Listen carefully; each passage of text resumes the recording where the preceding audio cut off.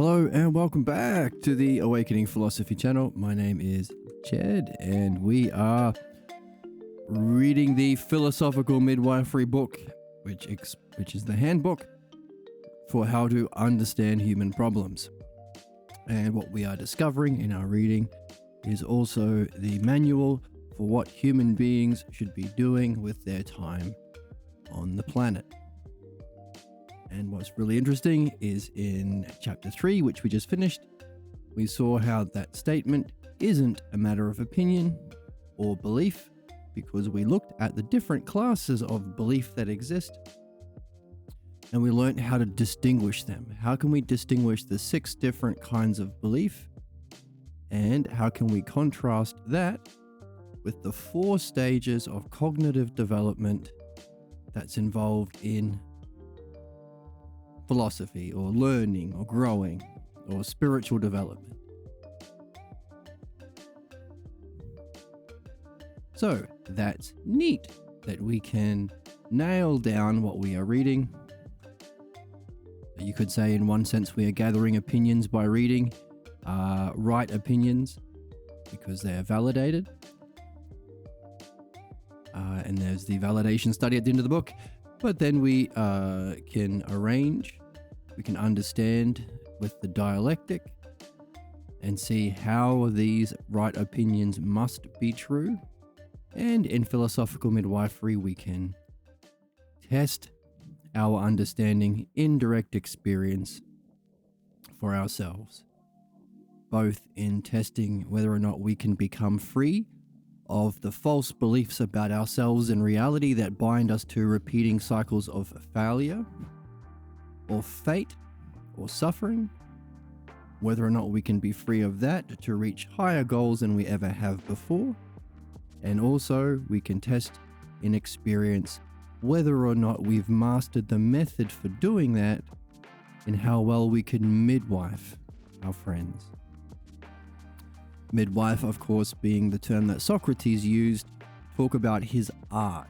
He had a special art that was like his mother's, who was a midwife of babies, but his midwifery was giving birth to sick ideas that we can get rid of to free ourselves from our problems. This is handy for ourselves, but also to understand our place in history. We are at the place in history at the time of this recording, 2025, where we are seeing the implications of what happens if we do not embrace the Logos, understand the Pathologos, and do not learn the art of how to solve human problems. Because what we are seeing is no one seems to be learning or growing or addressing actual problems. No one is learning or growing or addressing actual problems, and so we want to ask why, and that was the question of this book. Why is that the case? And we have discovered it's because there is a class of belief called a pathologos belief, the 6th kind of belief, the lowest kind of belief, and the most powerful force in the universe that ties us to our ignorance, that we are supposed to be doing the work of removing. This is a work that Socrates obviously did, but we have lost since Socrates and has been brought back in the last 100 years. So, good for us. And we cheer. And we clap. And we hear from Arun Brown.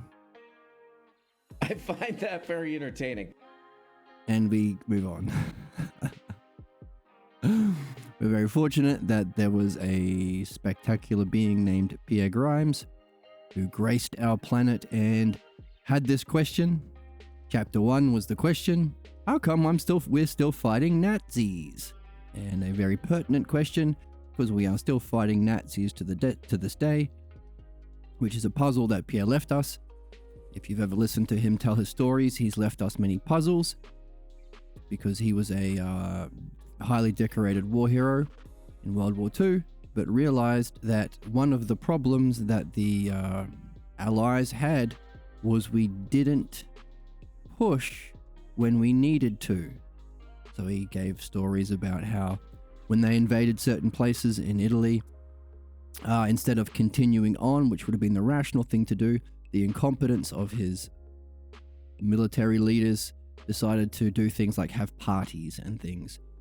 And similar thing happened at the end of the war. We never beat the Nazis.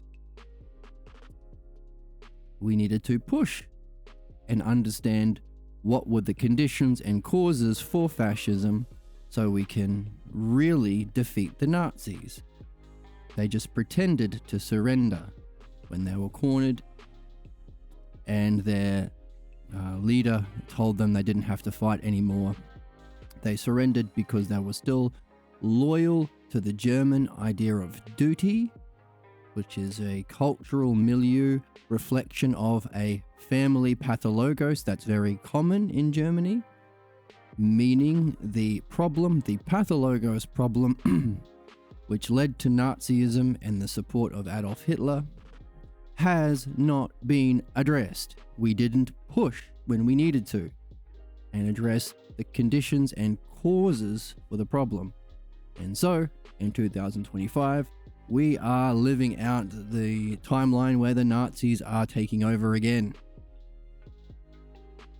There are KKK lynchings happening in America, where children are being abducted by KKK members in masks, calling themselves ICE, and the president is cheering them on. And of course, what we understand from philosophical midwifery is our problems are inherited through our family, so this would not be surprising to anyone who has read this book, because it wouldn't take very long to research the family history of Donald Trump and discover his dad was a high-ranking KKK member himself. Very predictable, very obvious that it would have turned out this way. For anyone familiar with the book, or familiar with understanding the nature of the pathologos. So, very, very important that we do this for ourselves. Whether or not society wakes up to the cause of human problems and learns what's needed to solve them, that's up to them. We can do our best for ourselves for whatever time we have here. In fact, that was a saying that Pierre had with his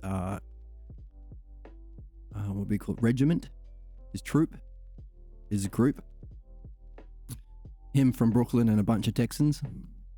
They kind of realized, well, the chances of getting out of World War II is pretty much zero. So let's just presume we're already dead and go 100%. Go hell for leather. And in doing so, him and his troop reached a high level of excellence. Turned several major battles against Adolf Hitler in the war, and he is a very highly decorated war hero. Of course, if you've heard Pierre talk about it, hasn't talked about it much. Well, he's passed away now, but he talked about how he still could have done better.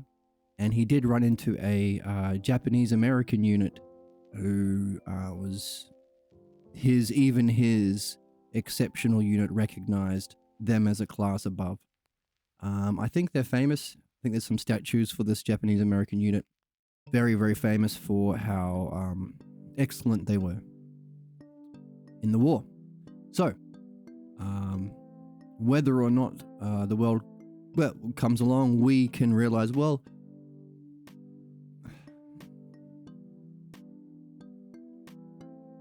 we're not promised a long time on this planet, and it could go up in smoke any day now, considering the pathologos playing out on the government and political and social levels.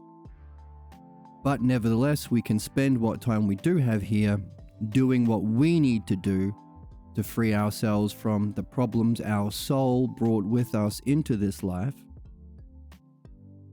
that is reflected in our pathologos, that is maintained in our everyday thoughts and random distractions and tangents, and plays out in all of the dramas we play out. All of the dramas we play out in our lives are playing out the implications of a false belief about self and reality, that we did pick up from childhood, but does reflect a problem our soul had before we came here. We read that, I think it was in the last chapter. We missed an opportunity.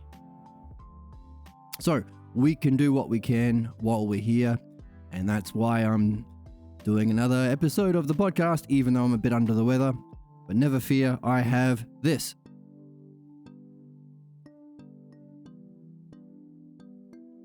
It's my cough button, so you don't have to hear or see me when I cough or sneeze.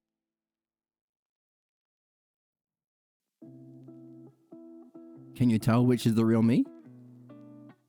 Or this.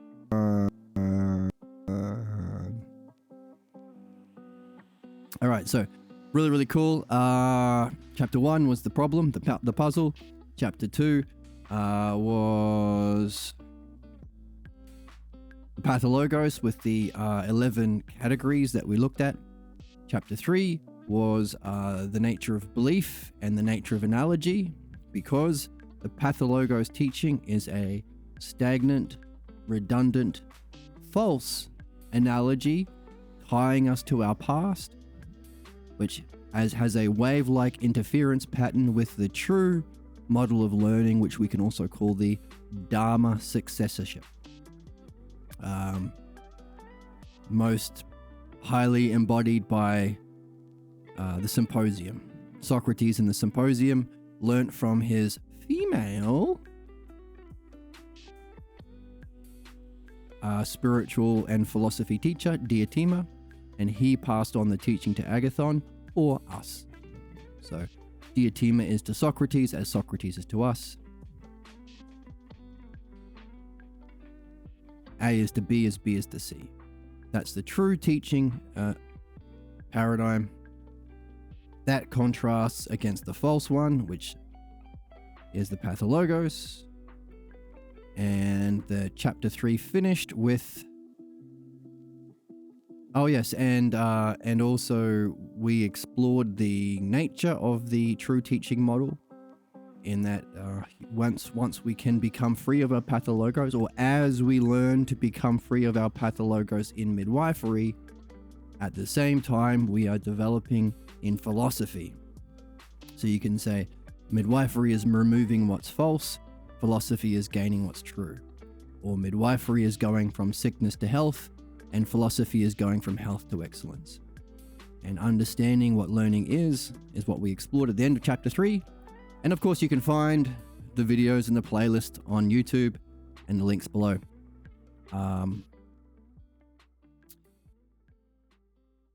And that is, of course, a movement through cognitive functions. Have you ever tried to talk to someone at the level of understanding when they are at the level of prejudice? It's like banging your head against a wall.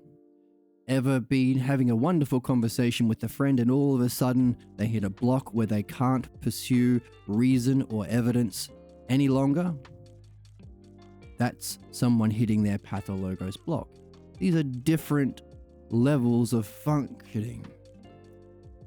So we can understand MAGA or fascists or conservatives as the lowest level of functioning playing out their pathologos. And if you want to be generous, their prejudices as well. But it's the pathologos party. We've talked about that before. There is no conservative party. There is no right wing.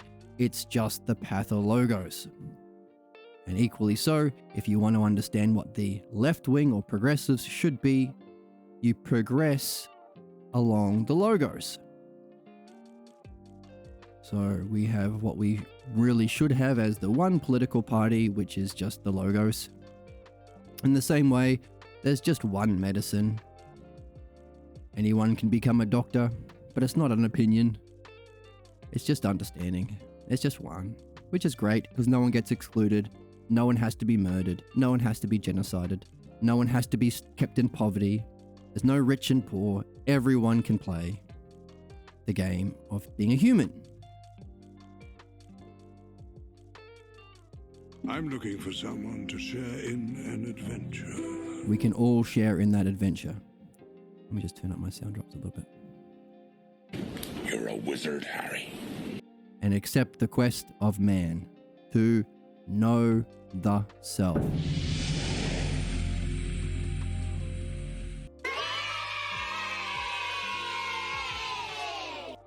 Hooray! So, chapter 3 finished with the allusion to the perfect analogy. The perfect analogy, which is 12 is to 9 as 8 is to 6. It's called the perfect analogy because you can take out one of those middle terms. 12 is to 9 as 9 is to 6 is the arithmetic mean analogy. 12 is to 8 as 8 is to 6. Taking out the 9. Actually, let's bring it up on the page. Talking about it. Might as well see it.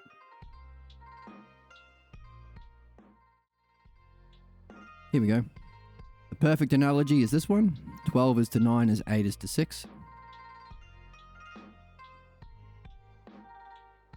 But you can turn this into a mean analogy by taking out the 8. 12 is to 9 as 9 is to 6. That's the arithmetic, or plus, or minus, plus and minus. 12 minus 3 is 9. 9 minus 3 is 6. Harmonic is the tricky one, where it's about balance. If you're babysitting two babies, where do you sit on the couch? Closer to the baby, but not too far. So 12 is to 8 as 8 is to 6. 8 is closer to 6. There's a 2 difference here, 6, 7, 8. But there's a 4 difference between 8 and 12. 8 is sitting closer to 6, 2 seats away, but is 4 seats away from 12.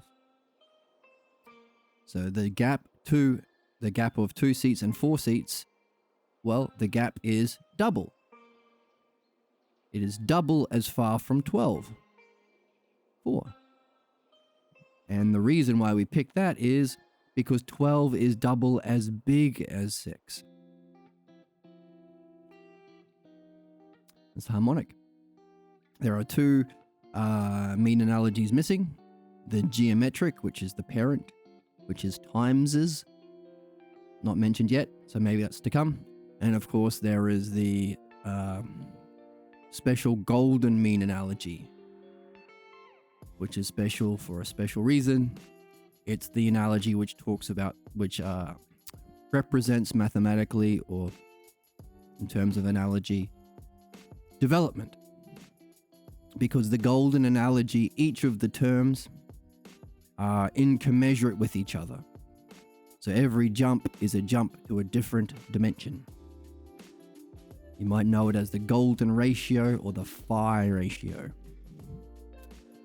So that's a really important one for us, because that's what we're here for. Make cognitive jumps to higher levels of participation and cognition of wholes to eventually apprehend all of reality as a oneness, and in that experience learn the true nature of beauty, the true nature of justice, the true nature of reality, and to go beyond that to its cause. Because that's what we do here. To be rational is to wonder about causes and to reach that through reasoning. Hooray! That's loud. Isn't that loud? I'm going to turn it down a little bit. That's a bit loud. Damn kids these days. What do you say? Is this chat full of dumb cunts? Yeah, that wasn't the chat. That was the soundboard, so. But you're right to be angry. Moving on. And we finished by saying that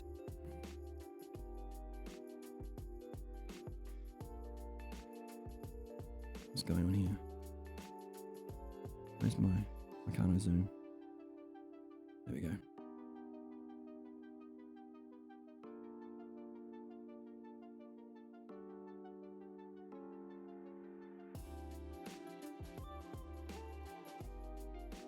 Actually, let's read this last part again for fun. The difference between the mean terms in these analogies is clear. 9 is greater than 8. The mean term in the arithmetic analogy is greater than that of the harmonic. That kind of difference, we signify a difference in value. So we can hierarchically arrange the different mean analogies, which is what we did a second ago. We talked about the golden analogy being transcendent, giving birth to 3 other mean analogies: geometric, and then the arithmetic, and then the harmonic. That won't make any sense, I hope. But we're keeping that in the back of our mind, because hopefully the more we learn about learning, the more we'll be able to see that we can represent what we're learning with these analogies. And that's neat, because all other systems of learning also follow these analogies. And last time we talked about how those 3 mean analogies represent the octave, the perfect fifth, and the perfect fourth in music. And if you know anything about music, you know those are the 3 big ones. By that kind of difference, we signify a difference in value, as understanding is greater than right opinion, for understanding adds a dimension to right opinion. Thus, the perfect analogy can be used to represent the stages of cognitive functioning in the Platonic cycle of learning. That's what we're here for. And it's now I'm going to take a break to have a little bit of a reflect on that. It's what we're here for, and it always has been a wonder in my life. Why why isn't anyone doing this?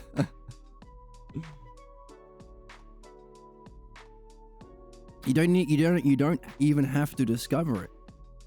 The book's been out for since the 60s or something, or 80s maybe. And Dr. Pierre Grimes, who wrote the book, has hundreds of seminars and lectures on YouTube and all through the internet. Back in the old days, they were on DVDs. He had a lecture series from the mid-90s, the PRS. So if you want to see, if you really want to watch something about philosophy way better than me, look for the PRS, Pierre Grimes PRS lecture series. It's about 120 different talks in around 94, 95 that are the best things I've ever seen.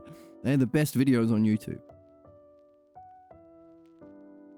And yet have been up there for 20 years and have 100 views or 1,000 views, some of them. The one, some of them, the one about Alan Watts, has way more because people know Alan Watts. But yeah, that's always puzzled me. Don't people want to solve problems? Don't people care about the nature of justice? Don't people want to know why they're here and do it? It has been a puzzle of mine for a long, long time. But that's why I'm doing this channel. I'm not especially charming or beautiful, as a lot of the streamers are.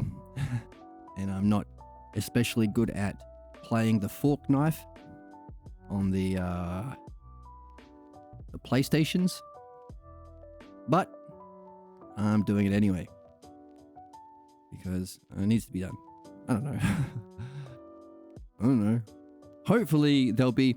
Okay, here's another story from Pierre. There was a story about back in, the 60s.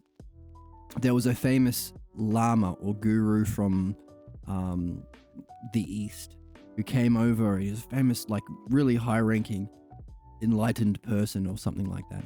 And he taught a course at some American college, maybe in San Francisco. I can't actually remember the specific details, but this is the gist of it. Famous lama, or is it a lama?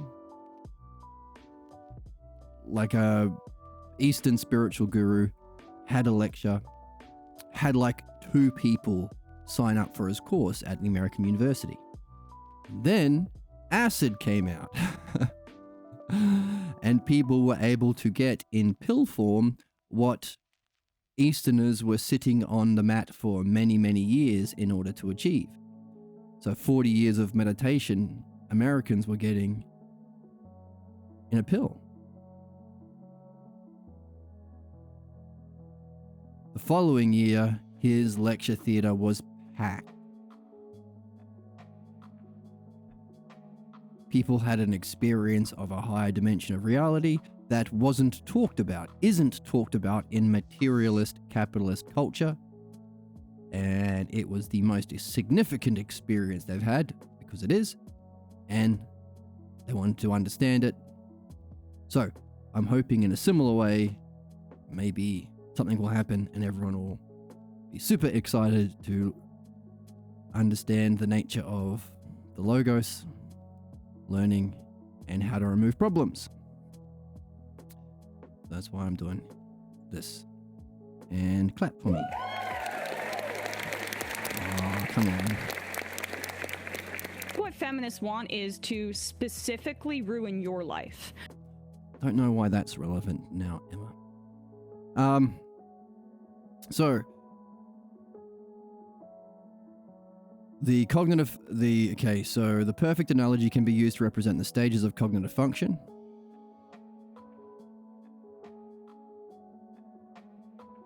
So we would say 6 would be ignorance, 8 right opinion, 9 understanding, 12 knowledge. The philosopher's challenge is nothing other to experience each of these stages and in turn encourage others to take this passage, which I guess was the essence of the rant that I just went on there. I'm encouraging others to go through the similar process. What is realized in this process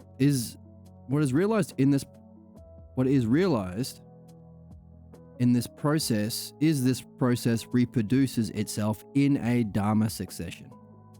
So as Pierre taught me, so am I teaching everyone else. No, learning together, let's say.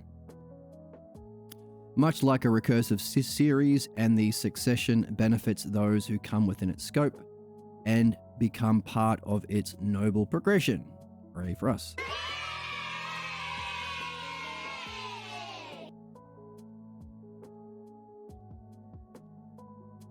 The failure to emerge from the pathologos means another Dharma succession is played out as it is as disruptive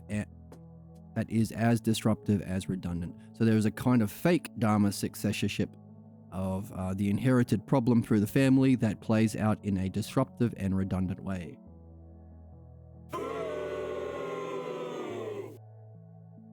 The pathologos is is passed on successively in each generation, but the pattern of the transmission is carried by a distorted mean analogy and has the appearance of being genuine and caring, yet is neither. The distorted mean analogy of the pathologos functions as if it were valid, and it is assumed to be valid by those who accept it, but it is only the image of the real. The pathologos transmission is an image or shadow of the transmission of a teaching because no opinions are taught, 1. No understanding is reached, 2. And no confirmation of the pathologos is possible, 3. And therefore, it can never be called knowledge. In an interview Pierre Grimes had with, what's his name? Jeffrey Mishlove. He has a channel on YouTube, and he's got a dozen interviews with Pierre Grimes. Check it out if you're interested. He is asked by Jeffrey in one of them, what is a sophist? The natural enemy of a philosopher. And Socrates. And Pierre said, it's someone who is ignorant and has mistaken their ignorance for knowledge, or pretends their ignorance is knowledge, and can talk at length on their ignorance as if it is knowledge. But it ain't. So that's the people in charge today. And all of the, there's another YouTube channel I like, Decoding the Gurus, where they look at all of these people in our society who claim to have knowledge, and they're all sophists. And yeah, fun YouTube channel. But of course, we would encourage them to go one step further and find out. You've got a lot of experience in what knowledge ain't, lads. Take the next step and find out what it is. that would be taking on this challenge. The human challenge of the Platonic cycle of learning, or the true teaching analogy. A silent nonverbal teaching that is implicit in a scene which is never discussed, never reviewed, never challenged, does not fit into the Dharma transmission mean analogy. The logos, the central teaching, must be presented and confirmed, and without that transmission, it is not a teaching. Further, the structure of the mean analogy reflects the natural, ordered world. So we talked about as we learn the nature of analogy, and how it's central to thought, and it's how it's central to development, and how our problems are caused by nothing other than a distortion of an analogy. Analogy is primary to everything. So we can wonder in philosophy, is analogy the first cause? Or the first creation of the first cause? So the second cause? We can wonder about this because it's primary to thought, to thinking, to teaching, to the logos itself. Analogy means another logos. There is a logos of right opinion and another logos reflected in a higher, more real sense in right opinion, and then that is reflected in understanding. Well, that is a reflection of understanding, and you can use what you learn of one level analogically to understand the higher. And we do that in dream analysis as well. Dreams are not literal, obviously, but they do teach us things about the logos and our pathologos, provided we unpack it through analogy. Just as I am riding a dragon in my dream, how do those terms and relationships reflect message, the real truth? What does the dragon analogously represent, etc. And we've started doing dream analysis on this channel. We've got 2 up there so far, and it's super neat. Dreams are your guide for midwifery.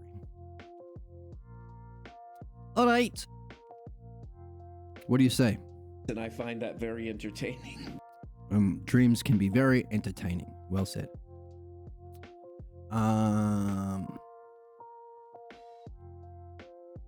The intrinsic order is reflected in the properties of the mean analogy, the order of the natural world. Terms can be properly assigned to a ratio having a fundamental similarity to another ratio, can be said to have an analogical mode of existence. That's what I was just talking about.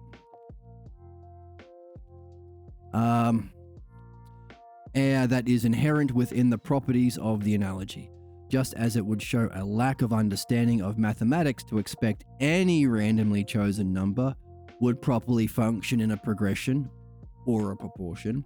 So it's equally true that ideas cannot be randomly assigned into an analogy, for the structure of both progressions and analogy has a determining force that determines both the term selected as well as its location and function within that structure. So we have to think properly. The validation of philosophical midwifery adds another aspect of credibility to the idea of structural similarity. The idea that there are similar dynamics, relations or functions, operating on multiple levels of reality. These levels move from the individual to the family, the group, the political state, and as well as to metaphysics. So you might come to your quest, the quest of men in philosophical midwifery, because you want to understand the crap happening in your family and you can't take it anymore because your family are a bunch of crazies. You can't stand Thanksgiving with them anymore. You want to figure out what's going on. Or you might recognize that whenever you talk to a family member, they bring you down. They want to insist that you have this negative or this low role that serves the parents. Or you might recognize, hang on a second, that same role I play out in groups. I'm very easily manipulated by assholes who are, I shouldn't say assholes, they serve an important function. Jerks who act like a tyrant and want me to sacrifice my will, my goals to serve them. Or you might be interested in the world we live in.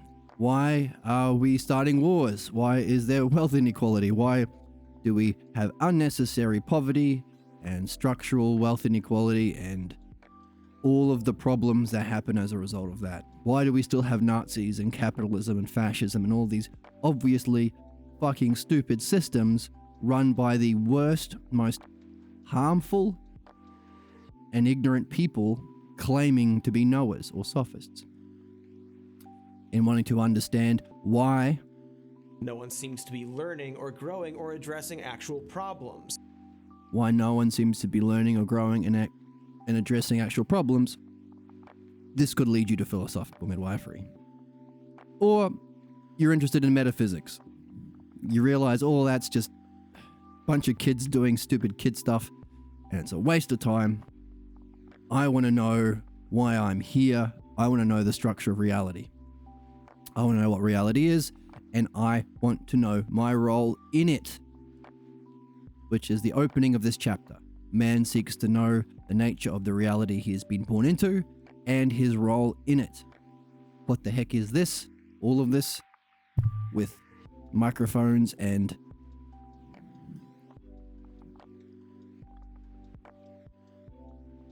Gatorade and dinosaurs and Pikachus. Why is that? And spotted seals. Look at him.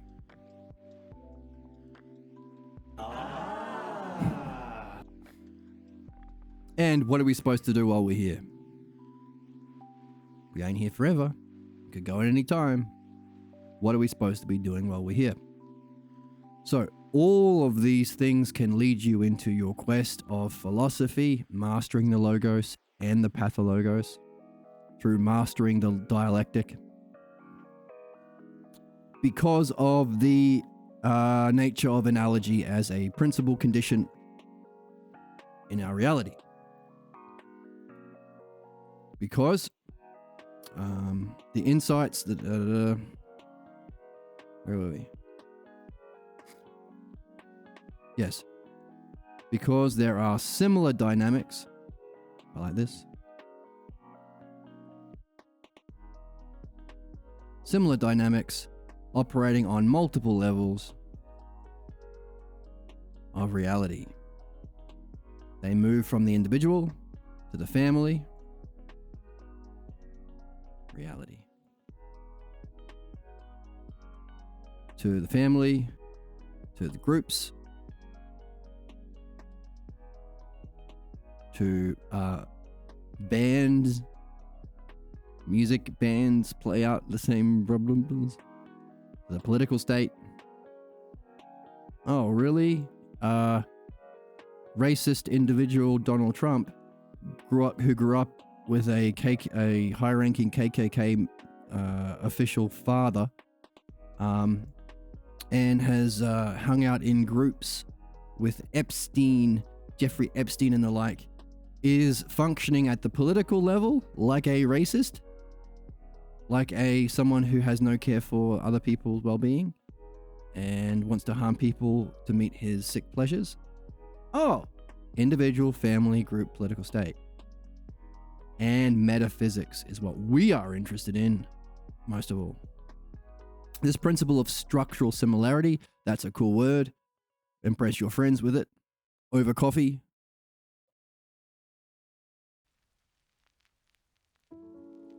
Hey. This is our thing. When I mention coffee, I have some coffee. It's very funny.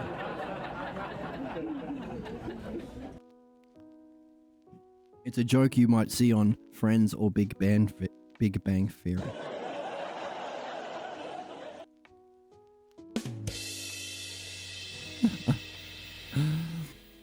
Okay,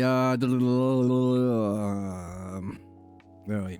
Structural similarity is the term to use and impress your friends with. Structural similarity is the condition for analogy. We couldn't have analogy unless there was a structural similarity between different structures within individuals, family groups, but also metaphysical levels of reality and different cognitive functions.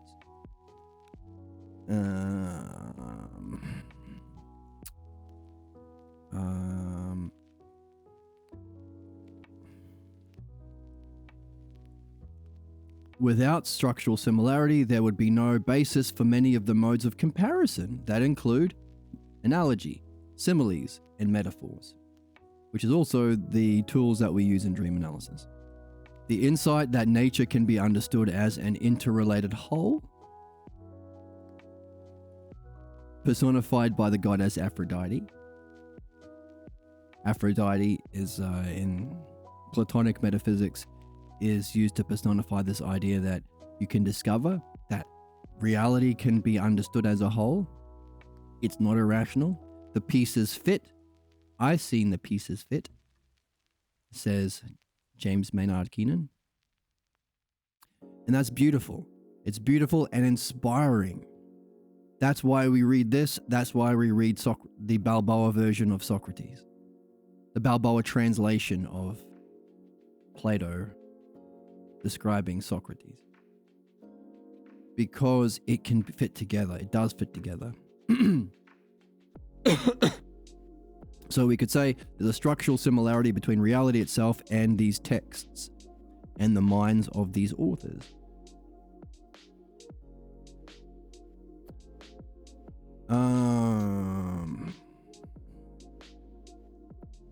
So the insight that nature can be understood as an interrelated whole provides the basis for discovering a wide range of analogies in what previously might have been regarded as dissimilar or different systems. Different systems. Surely there's no connection between politics and metaphysics, between music and philosophy. Oh, but there is.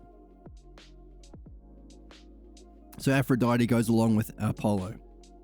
Once you're inspired by this insight, then Apollo is the learning of the logos and dialectic to put it together.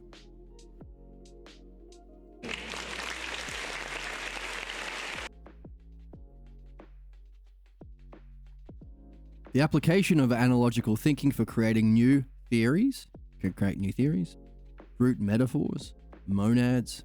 Monads are onenesses. How do you bring it together into a oneness? And archetypes. How many archetypes are there? How many different kinds of people are there out there? How many different kinds of families are there? How many different kinds of political states are there? How many different kinds of groups are there?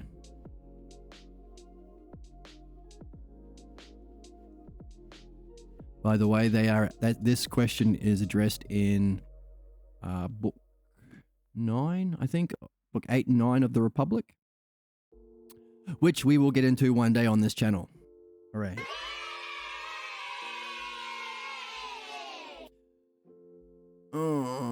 Okay.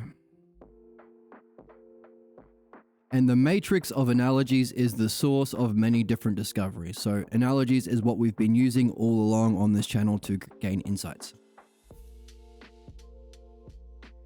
Which is, again, Aphrodite. Aphrodite and Apollo. The god of philosophy and the goddess of the inspiring insight and the beauty that you experience when you see that everything comes together as a whole. And those the way it comes together as a whole is also reflected in higher dimensions of reality that we can move through, or different cognitive functions. But the same vehicles of thought, here we go, can bind us to folly and suffering. That's the problem. No one seems to be learning or growing or addressing actual problems. I don't want to eat a monkey. I don't want to eat a monkey.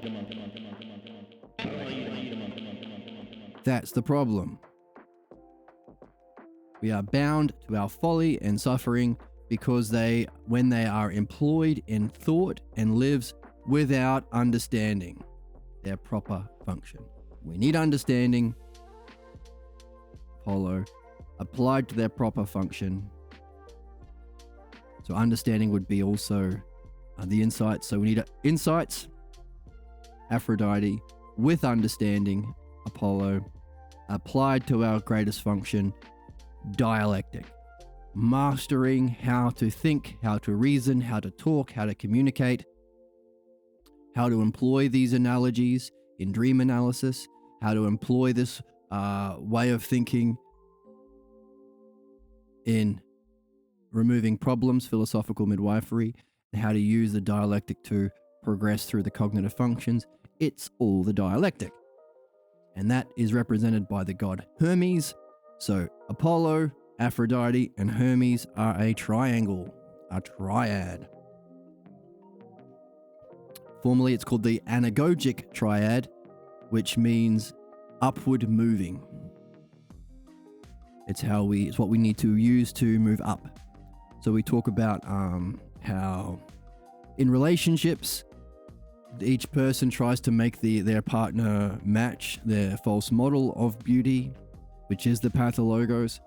But if you have an ideal, an archetype that you both agree is worth pursuing, then that can be the third person in your relationship, or that can be the ideal or the paradigm that both of you seek to help each other become most like.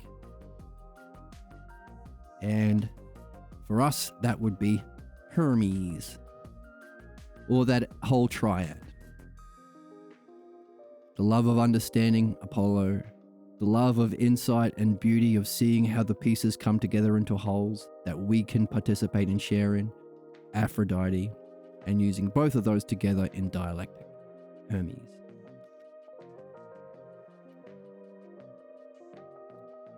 So, if you want good relationships, that's how you do it. So, and if you don't, you are bound to folly and suffering. Because this similar kind of thinking is employed without understanding and without your proper function. Okay? And that's the end of chapter 3. Hooray.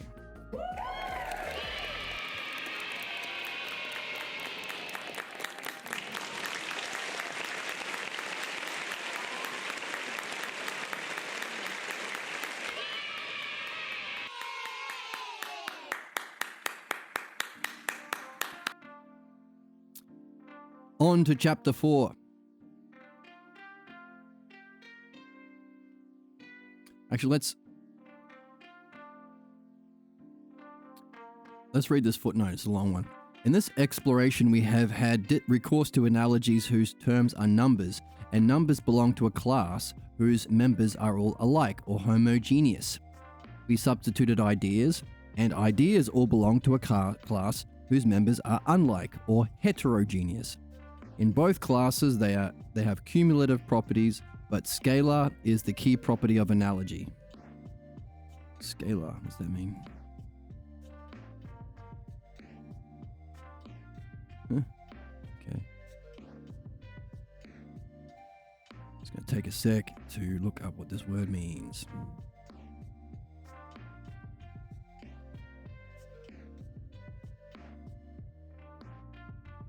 A scalar is a quantity that has magnitude but no direction. Huh? Speed, what? Often accompanied by a unit of measurement. What the hell? Scalar is an element of a field that is used to define a vector space. Goodness, who are you talking to? Einstein? A physical quantity that is completely described by its magnitude, volume, density, speed, energy, and mass. Oh, okay. Vector and scalar are the two terms. Scalar is the amount and vector is the direction. Okay, got it. Scalar is the property of analogy. In other words, it's an amount.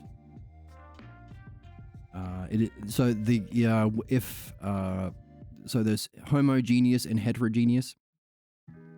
So that's the two kinds of things.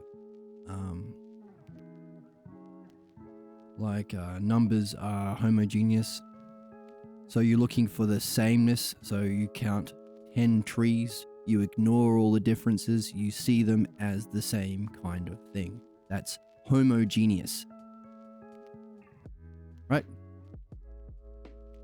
It's not a smart gay person. Homogeneous. And heterogeneous is different things. You're looking at the differences. Socrates is to Diotima, they're different. One is the student, one is the teacher. So in ideas like Socrates and Diotima, we can express heterogeneousness, and numbers can represent homogeneousness, and both can be represented by analogy. So analogy is higher. It is because of this hierarchical and cumulative properties that we can locate them in analogy. Those readers familiar with the 6th book of Plato's Republic will recall the 4 cognitive functions are arranged on a line based on the golden section. So we've been talking about what we're here for, our learning through the cognitive functions. It's in book 6. And the golden section is the mean analogy, which is the one that we talked about that represents movement to different incommensurate levels. Right opinion is different from belief. So if you look at the divided line at the end of book 6 of the Republic, its mathematical proportions represent the golden analogy. The golden section, and allows for divisions to be represented hierarchically, one greater than another, yet allowing the mean terms to be the same, since the distances representing the mean terms on the line are equal.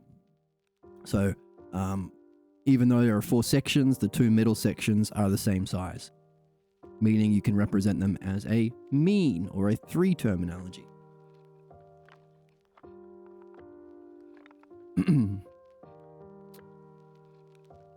The point that Socrates is making is that both of these realms are alike in respect that they are both based on the assumptions of the truth of which is not yet known. So you don't know the truth in right opinions. And as you go from right opinions to understanding, or in our analogy, 6 to 8 to 9 to 12? Yes. 6 to 8. So 6 would be ignorance, 8 would be right opinion. But in right opinions, you don't know the truth. That's why you have to get the right opinions to start with. You have to work with something. But then when you start to piece it together and you see how it has to fit together necessarily and rationally, especially according to the logos and dialectic, you still don't know. You can understand it, still don't know it. So you can take those 2 middle functions as a mean, because you don't know the truth of which you are, is based on assumptions, the truth of which are not yet known.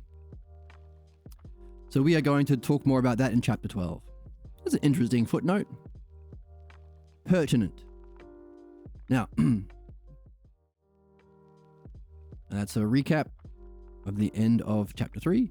So let's jump in to chapter 4, which is the stages of the dialectic. So hopefully by now you've seen the significance of the dialectic.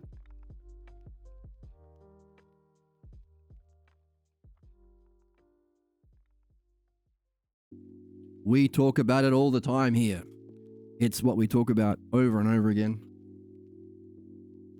The dialectic, the significance of the dialectic. Our role in mastering the dialectic, how the dialectic is used for everything, including the 3 most important things, this, midwifery, philosophy, and dream analysis. Now, because we know that, we can jump on into, hello my friend, I enjoy such great content being shared. Thank you for your efforts. Wow, thank you so much. I hope it is coming across in a fun and understandable and interesting way, and makes you want to say, is this chat full of dumb cunts? No, I apologize for my soundboard. Makes you want to say, Hey, whoa. Who asked you? Okay, go ahead. a lot of my sound drops are quite negative because I think that's funny, but I'm going to work on that. But yeah, I hope it's coming across in a fun way. I've just been realizing, I've been going through, because it's a review of the end of chapter 3, I've been going through ideas that are, I don't know, could be a bit heady, like analogies and homogeneous and heterogeneous. And I hope it doesn't come across as too complicated or confusing. Confusing in a good way. I want you to be confused in a good way. But yeah, I hope I don't sound like an egghead. But yeah, thank you for joining me. Thank you for, and if you like this content, you can subscribe to the Discord. You'll get a notification when we go live, or you can follow on YouTube or Twitch. Hooray. I can't walk and chew gum at the same time. You can walk and chew gum at the same time. If you, I don't know, I couldn't resolve that. Chapter 4. I'm sick. I'm under the weather. I'm usually very, very funny and smart and witty and sharp, but I'm a bit unwell. So, Chapter 4. The stages of the dialectic. Let's jump in.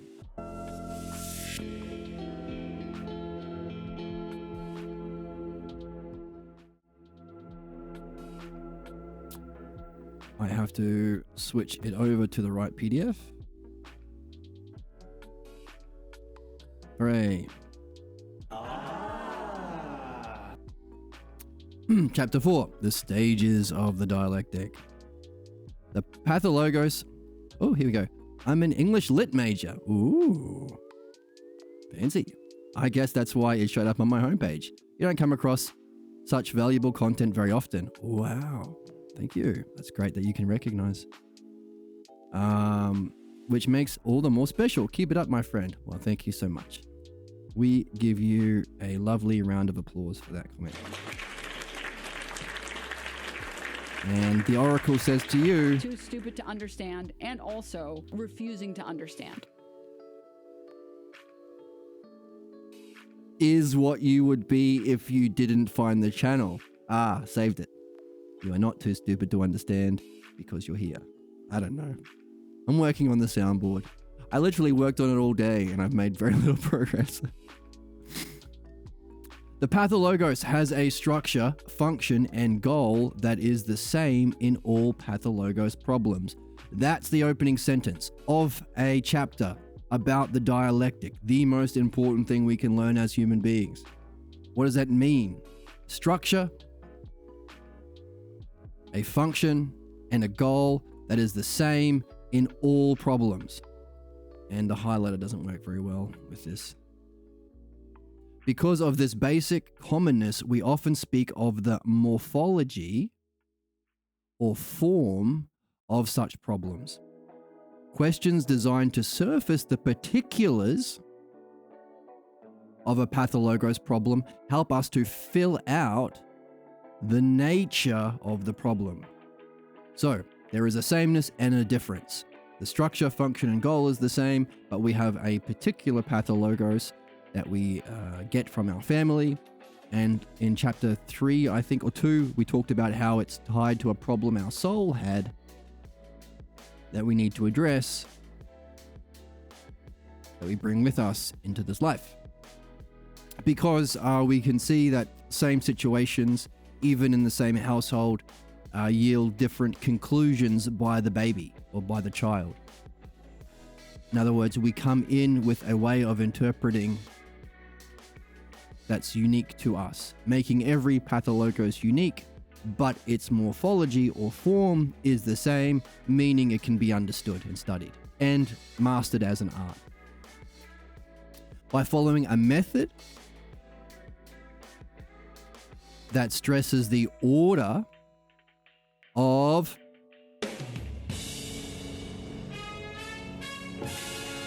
questions.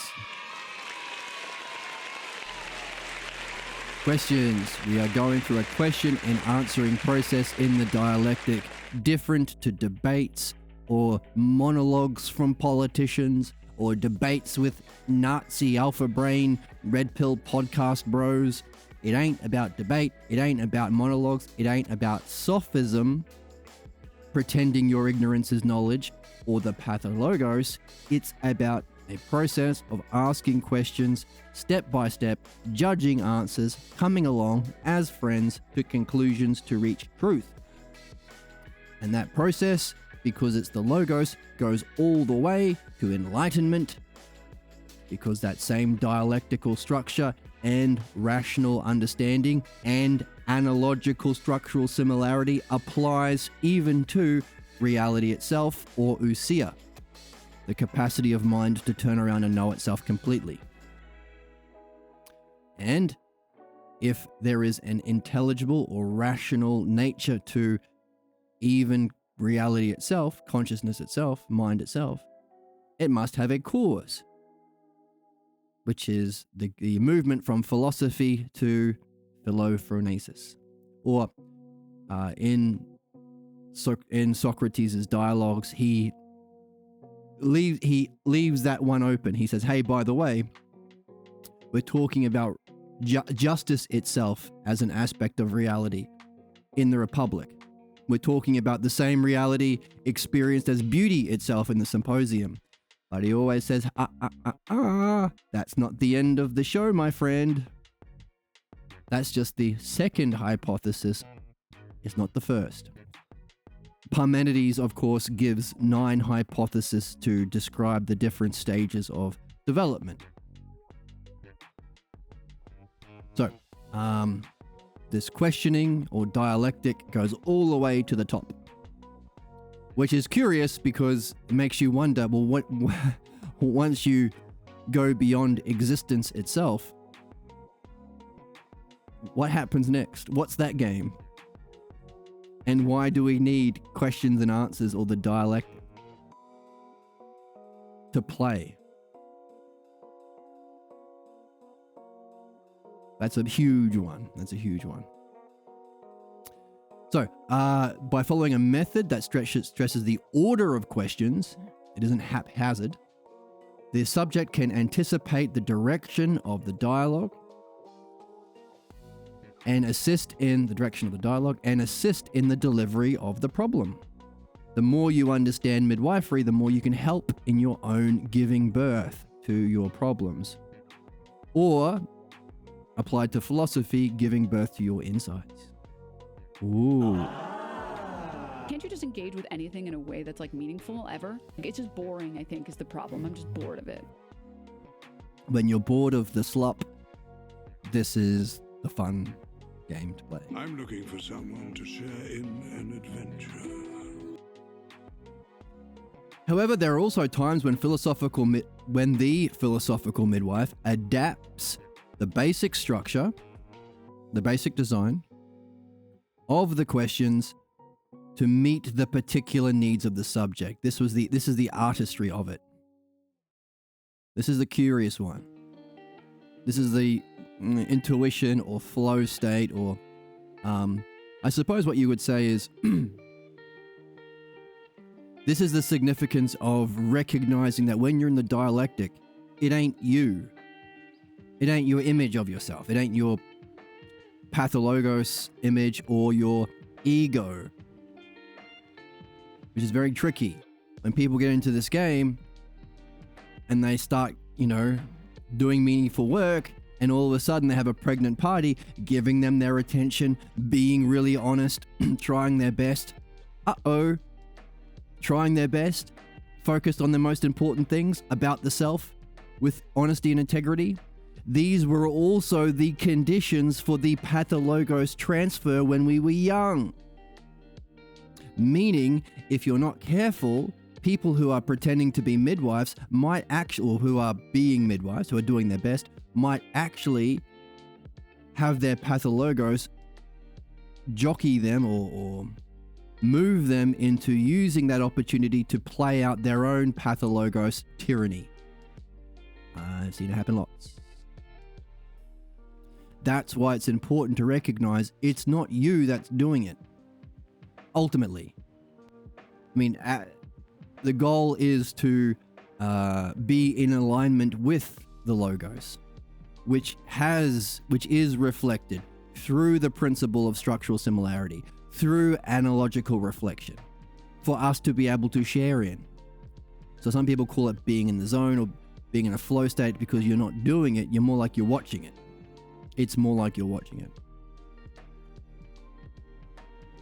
And from that state, I have found that's the state that you can adapt You can adapt the basic design to meet the particular needs of the subject. But also, there are things you can do more consciously, like when we do dream analysis, we point out, hey, there are a million ways of starting dream analysis because dreams are so rich and every aspect is profoundly packed with insights. To the point where if you only remember one, I've seen Pierre Grimes do dream analysis, where someone remembers one image or one word or one state of mind. And it becomes an hour-long talk where they come to a profound realization that changes their lives. That's how rich dreams are.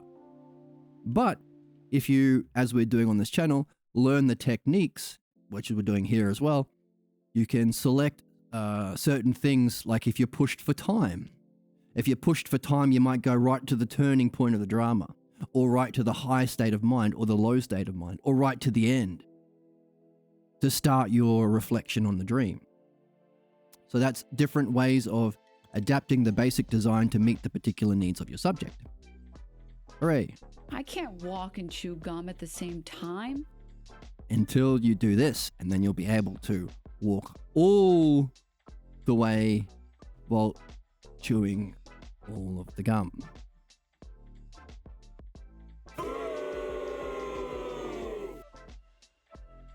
It is at such times that the method itself becomes a map. The method becomes a map to chart the direction of the dialogue. Interesting. Therefore, there is no need for the midwife to appear as the knower. That's what I was saying, right? You don't have to appear knowing or play that role. Follow the map. And if you can't, follow the curiosity, follow the logos. Follow the map as best you can, but the other part of it is follow your wonder.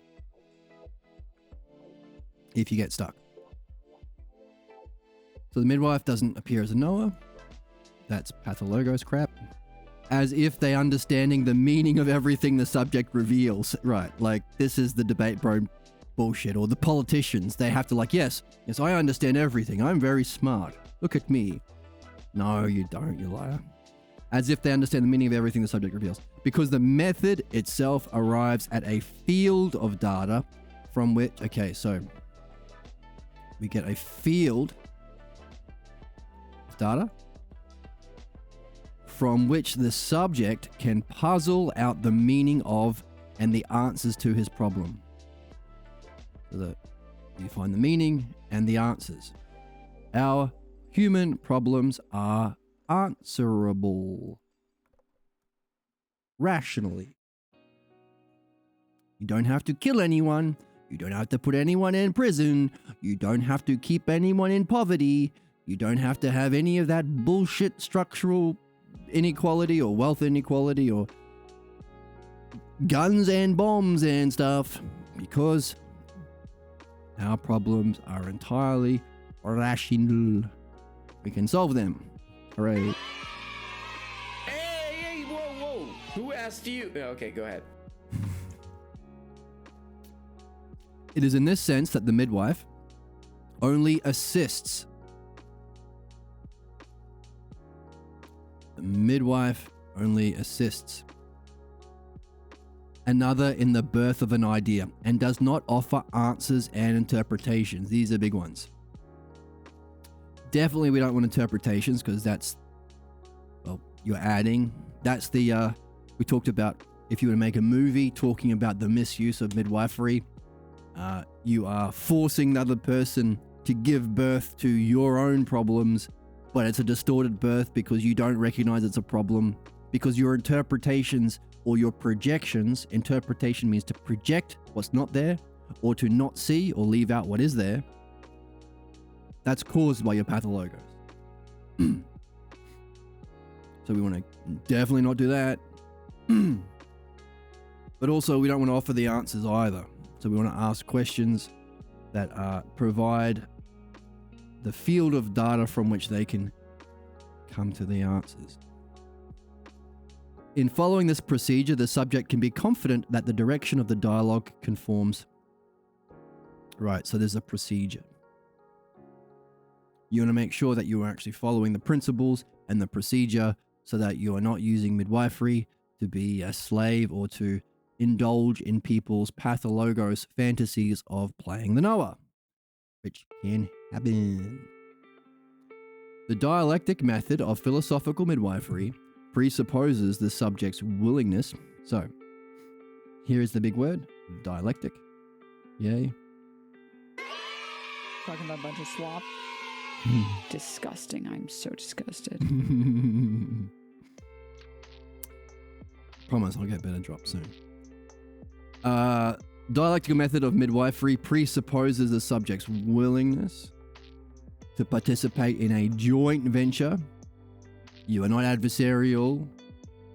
You're not at odds. It's a joint venture of inquiry into the nature, the necessity, and the interrelationships of the obstacles of the subject encounters. Okay, let's not highlight everything.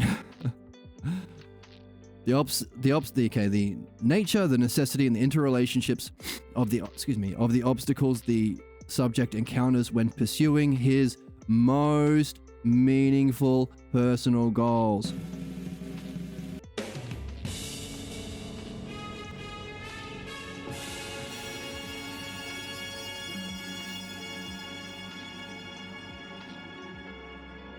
Big one.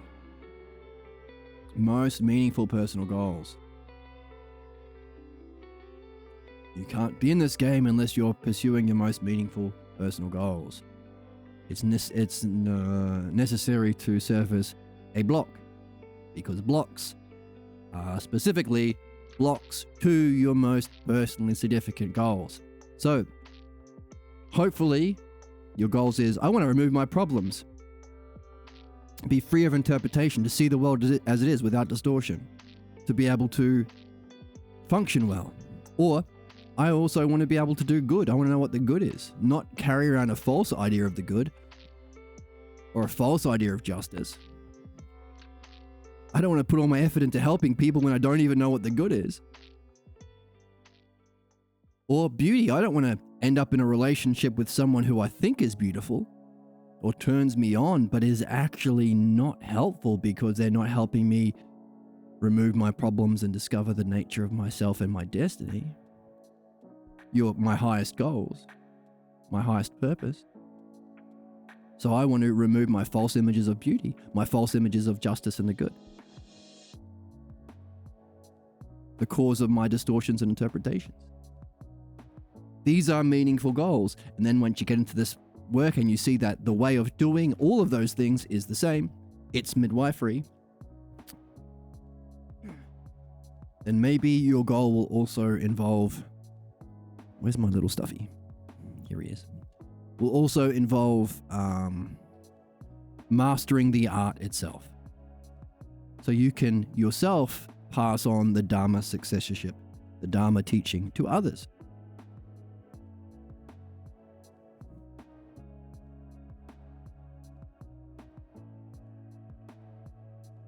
And maybe you'll find some people in the Discord or who you can practice this with. So, pursuing the most meaningful goals is prerequisite. Thus, the subject comes to understand philosophical midwifery.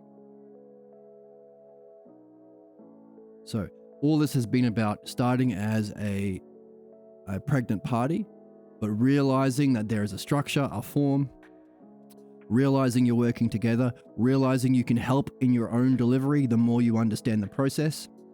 And the more that you realize that the better you understand midwifery, the better you can be a subject, be a pregnant party, but also helping others through that same process. That was the most significant thing you've ever done, would be also pursuing your most meaningful goals. All this allows you to understand philosophical midwifery itself. The more holes, the better. Thank you. Each stage of the dialectic is indicated by a bracketed capital letter. Okay, we're getting into this is the good stuff. We're getting into the meat of the issue here. Oh, this is exciting. I'm getting very excited. I'm getting really excited. I like knowing the map. I like knowing the parts. And I also, one of the reasons I like knowing the map is if you know the parts, you have what you need to attach it to the dialectic. If the goal in understanding anything is to match it to the logos and dialectic, the dialectic structure, then you better get the terms. You better know what an octave is and what a perfect fifth is and what a perfect fourth is before you match it to the dialectic to understand music. Similarly, we want to understand this, the greatest art, way above music, well, transcending music. So we need to get the terms.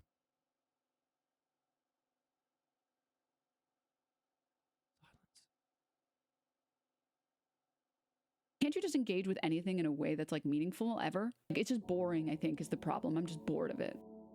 Music's back.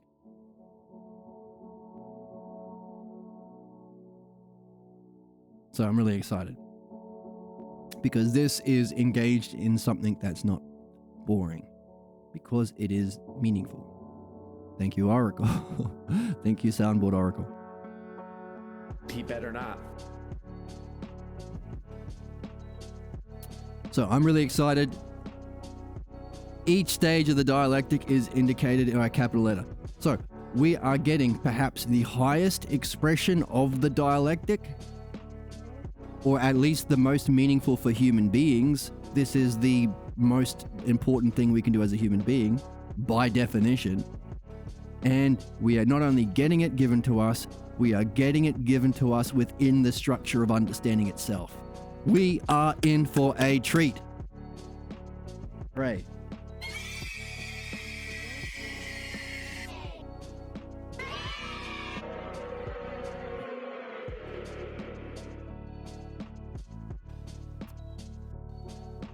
So I'm going to take a quick break to top up my coffee, and I hope you're as excited as I am for when we return. I'll be right back.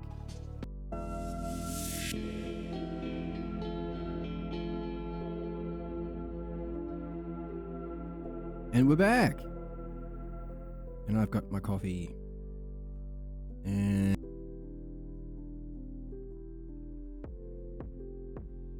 my cough button works. All right. Each stage of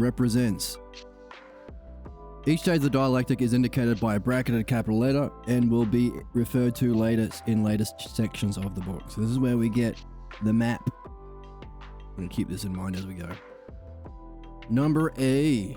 Individuals who enter into this dialectic begin the process of inquiry by stating why they believe they have been unable to reach their goals, to achieve their goals. And as a footnote, let's go to the end of the chapter to get that footnote.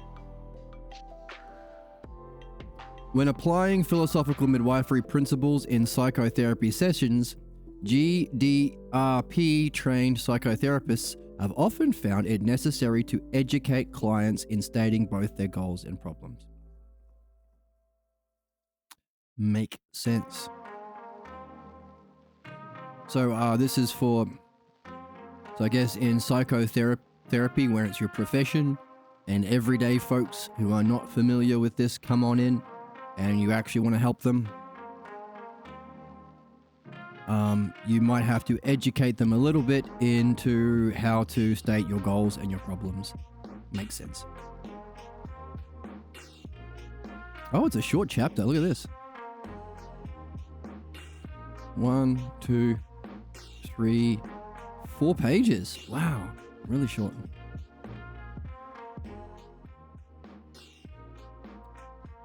Okay, why do you believe you have been unable to achieve your goal? A. They then cite a present example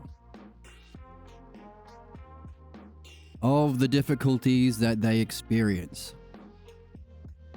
when trying to achieve their goals. Okay, so what are we learning about how to read? Look for the dialectic structure. They have been asked to define their problems. Then give an example or a demonstration of it is number B. Then they are urged, okay, so difficulties. A present example of the difficulties they experience when trying to achieve their goal. They are then, let's get the random drops happening. Mix it up a little bit. When they are urged to go on to discuss 2 or 3 more examples, or then they are urged to give 2 or 3 more examples until the subjects realize there is something common. The subject has a realization there is something in common that runs through all these examples. Okay. And remember, because we're doing dream analysis and philosophy too, we can apply this analogically to gain insight into what we're doing over there as well. For instance, you might say, you start philosophy by giving a definition about a beautiful thing. Hey Socrates, says Diotima, find a beautiful woman. Then go out and find find a beautiful freak. Then find 2 or 3 beautiful women. And then you can realize that there is something in common that runs through all of them. Now you have begun to become interested in philosophy. There is something that they all share. Therefore, what's the cause of beauty that there can be 1, 2, 3 beautiful women in my party as an anime character? In my adventuring party.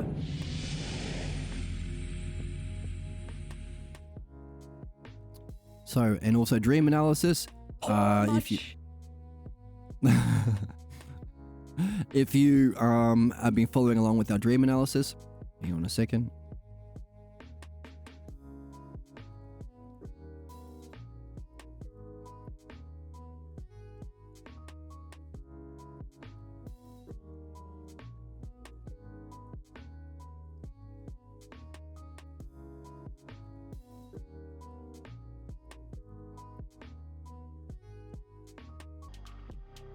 So in dream analysis, we've seen that you can divide some dreams, longer dreams, into scenes.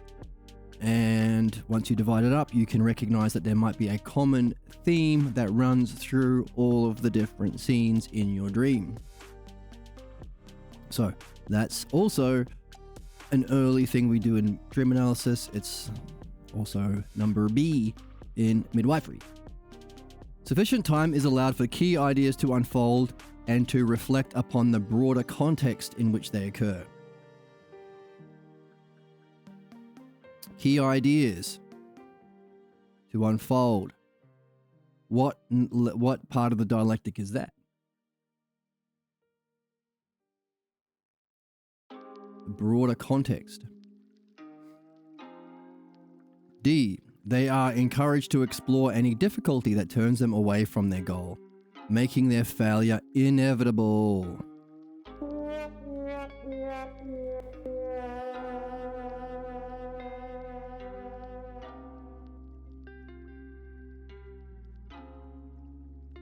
Failure inevitable.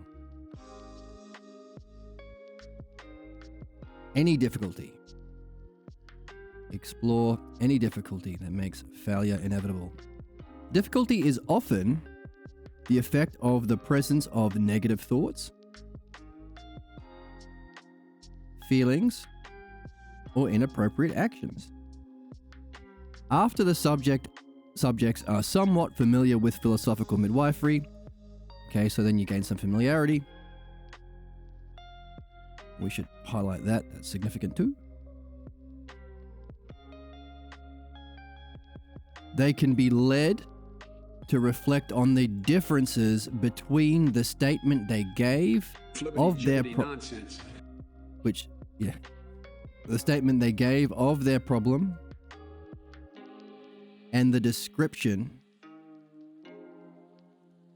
of the difficulties that turn them away from their goal.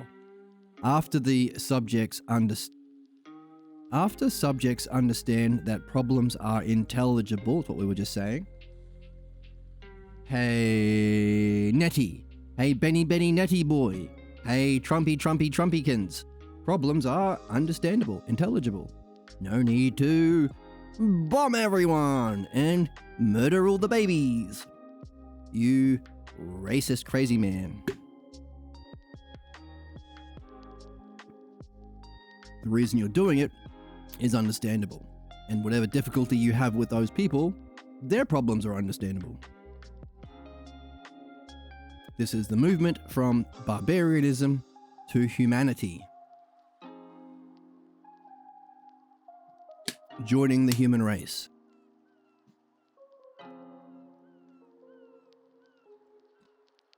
Pardon me. After subject, they can appreciate the difference. After they understand that problems are intelligible, they can appreciate that there is a difference, and this difference is another manifestation of their problems. However, introducing this comparison before the level of sophistication has been reached only causes undue confusion and perplexity to the subject. It's an important caveat. So this is really cool. So this is where's Poor. No. If you don't understand this, you're either being intentionally obtuse because you want to be mad at something and you just don't know what you're supposed to be mad at. So you are the NPC at the same time, or you're really stupid. Okay, I need to make a positive button. This is cool. This really speaks to why this is the fun game. I was looking for that drop where she says, can't we engage in anything meaningfully? Otherwise it's boring. This is the fun. I have a cough button. Cough, cough, cough, cough. Because every mistake is a reflection of our problem, leading to greater insights and a seeing of a greater interconnectivity or web of meaning and rationality that brings us to our highest goals and helps us develop. That's fantastic and extremely wonderful to see and very exciting to see. What the hell heck are we talking about here? Joe, quiet. That's the fun. And what we are discovering is the logos. That interconnected web of rationality and analogy is the logos. And the fact that it bestows the exact, perfect, appropriate, precise benefit for every single subject, every living being, according to what's best for it, is the providential nature of the logos. Both of which you need to see for justice and for fun and insights and excitement. But that can be confusing or can put people off if they're unfamiliar. So, for example, when you start with midwifery, you say, why do you think you have the problem? And they'll say something. And it'll be wrong.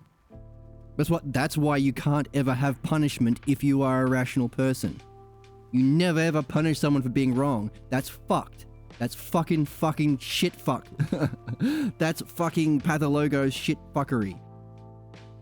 Out the door. Straight away. Punishment gone. That's oppression and ignorance. Because hey, nobody knows anything anyway, so what the heck are you doing presuming your ignorance is knowledge and then punishing someone for not being as ignorant as you? It's stupid. But also, you need to find where you're missing the mark specifically to discover what you're here to discover. It's like you're punishing Michael Phelps for swimming or punishing Messi for playing soccer. That's what we do. We specifically try and make mistakes, or we try and reach excellence so that we can discover mistakes. And this is it in a nutshell. Part A, describe your problem. You're going to be wrong. Always. Because if you could understand the cause of your problem, you wouldn't have the problem to begin with. Well, you wouldn't have the problem currently. But the beauty and the fascination of it is, when you get to stage D, you can see, oh, hang on a second. when I was asked the questions in part B and C to realize that there is a theme in the difficulties that I face, that is the actual cause of the problem that I'm having, I can see my original belief or definition was wrong, but wrong in a way that reflects my very problem that I am discovering right now. It's all connected. It's all fodder for insight. The human race should be living this way. Easy. Meet all human material conditions in the most rational, renewable, efficient way, sharing all technology. Easy. That's politic. Done. Done. Easy. Pool all the technology, all the resources, distribute it in a way where everyone would probably have to work 1 hour a week to meet all our human physical conditions that are universal, so that we can do this. Discover the amazing interconnectedness of everything, especially the problems that we're here to discover. That's the fun.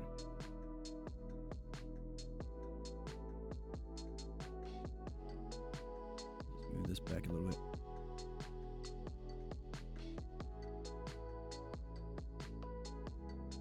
So that you have a definition, you realize that you were mistaken by being guided through the stages of reflection, and then you realize the way in which you were mistaken is another piece of gold to help you gain an insight of your problem. That's the fun. A bunch of slop. No, opposite of slop. However, introducing this level of comparison to people who are not familiar with philosophical midwifery would confuse them.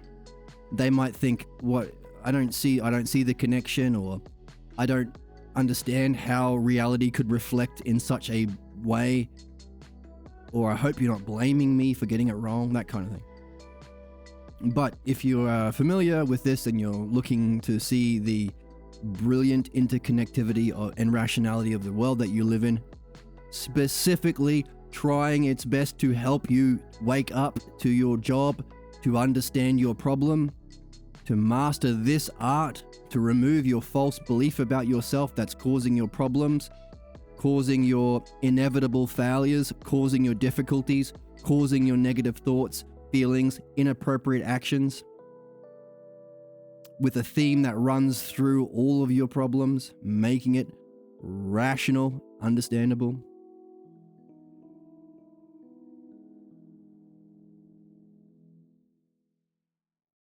I forgot the start of that sentence.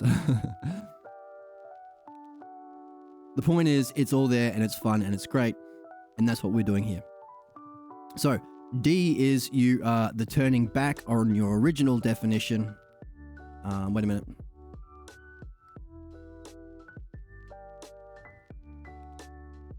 Yes. To see that your original oops. What the hell was that? Your original definition reflects the problem that you are discovering yourself, which is interesting. Number E. After discussing the role of this particular state of mind, so we discuss what the role in E of a particular state of mind that has played that after discussing the role this particular state of mind from which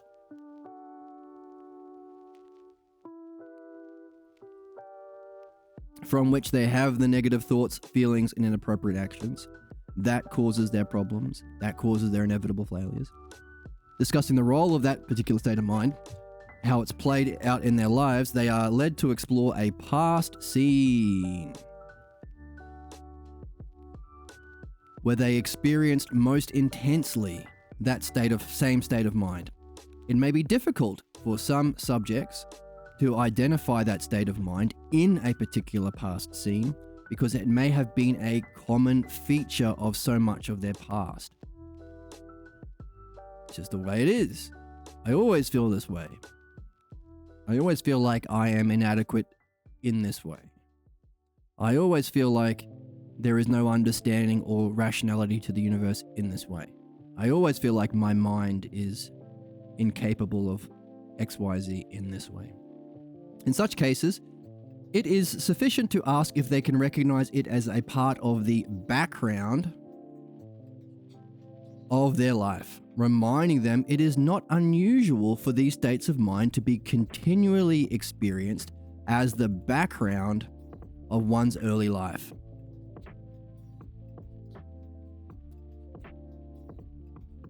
So what have we got already? We've got A definition. Define your problem. B, give some examples or demonstrations of it. C, from those examples, let's reflect on them to pull out a key idea or theme, within a greater context. Division. Now we can turn back around. And number D, on that original definition, and now we see it in a new way. Synthesis and analysis, the 4 stages of dialectic. Define beauty. Give an example of it. How does it function? How do you see beauty? You see how something functions. Definition, demonstration. Division. How does it play out in different areas, in broader contexts? How does beauty play a role in your life, in your relationships, in your goals? This beauty that you have defined and demonstrated, how does it play out? And from that, can you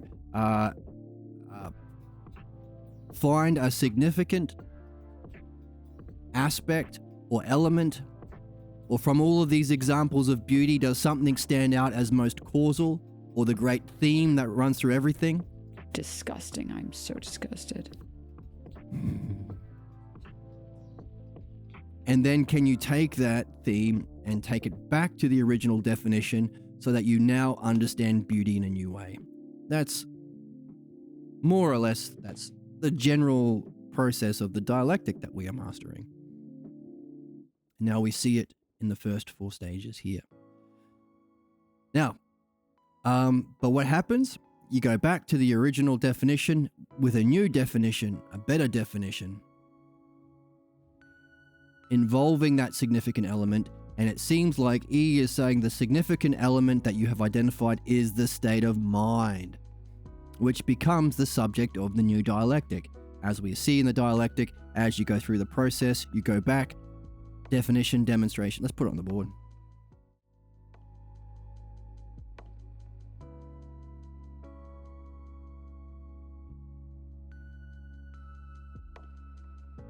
So, what I'm doing is I'm reminding you all of what we've learned about the dialectic in philosophy. There we go. My whiteboard's working. Blackboard. Surely I have written the dialectic out somewhere. Here we go. Here we go. Dialectic. Just here. Now my pen. Here we go. Come on, work. Whoa. Who asked you? Okay, go ahead. Thank you. The subject itself, definition. Give a definition of your problem.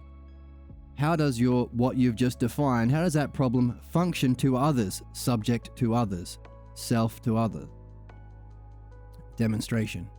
Oh, it plays out in this problem in my present. Here's an example. Maybe give you 1 or 2 more examples just for fun. Now,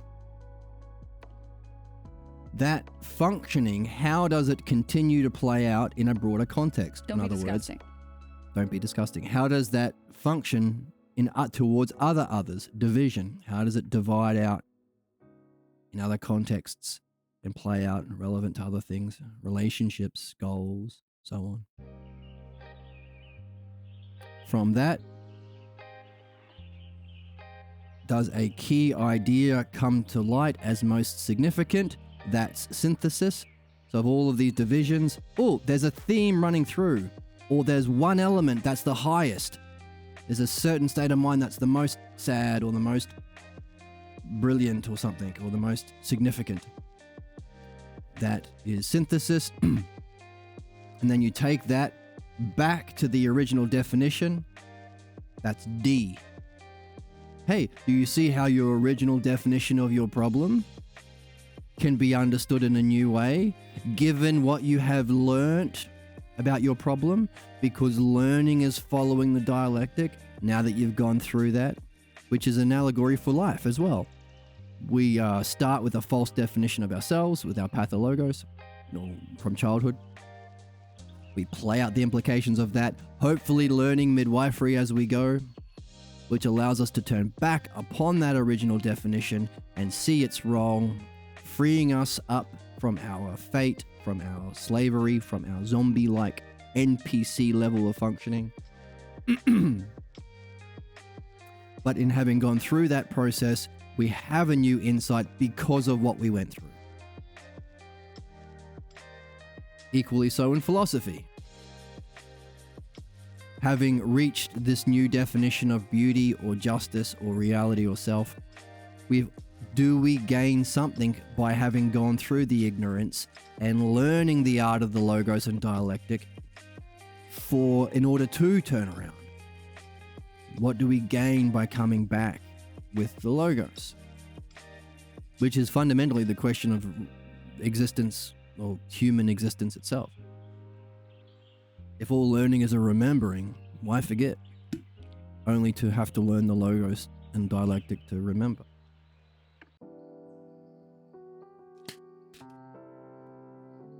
So we're doing right. We're seeing the dialectic in the stages. Hooray. Too stupid to understand, and also refusing to understand. Cutie pie. Why not both, right? I'm too pure.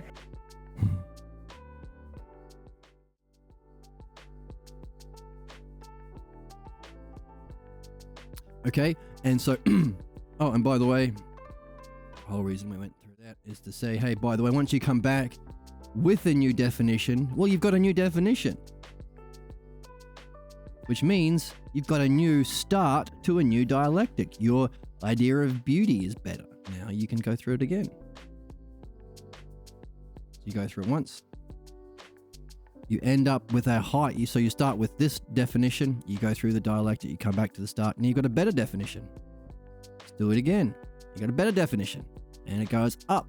This is the progressive element of the true teaching model, as opposed to the pathologos, where you have that false definition, you play out the implications, and your conclusion is, see, I was right all along. I am garbage. Because of the way that we distort reality, the functioning of that negative state of mind, causing the negative thoughts, feelings, actions. What else was it? Thoughts. What is it? Yes, thoughts, feelings, inappropriate actions.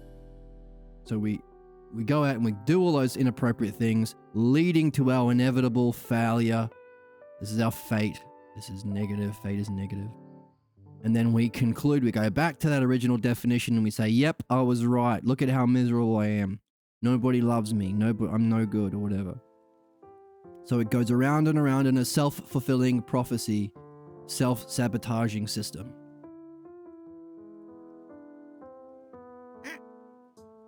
Where's my...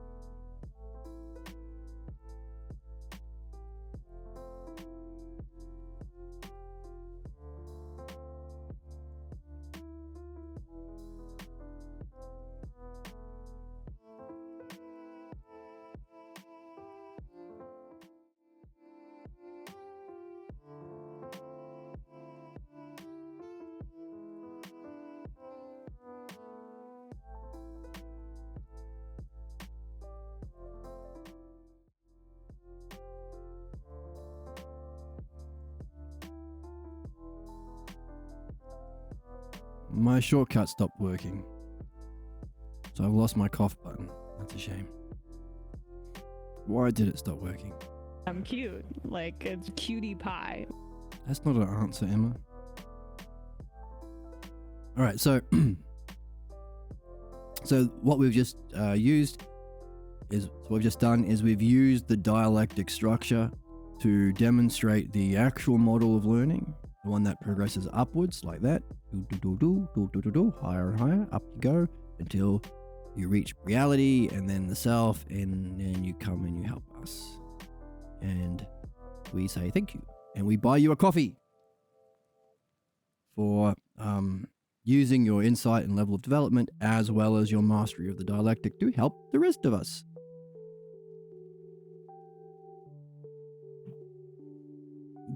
So that's the true mean analogy, or the Dharma successorship, and we also talked about the distortion of that to create the stagnant, redundant analogy. A is to B is A is to B. That interferes. So we got this interference pattern. We've got one pulling us to the past, one bringing us to the future, and they interfere. That's life. Excuse me, that's life. So, neat. All right.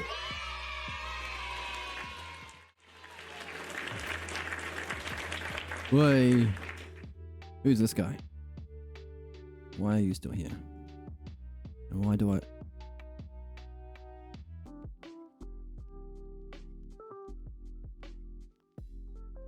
Okay, so, we come back with a key idea from that first... nonsense.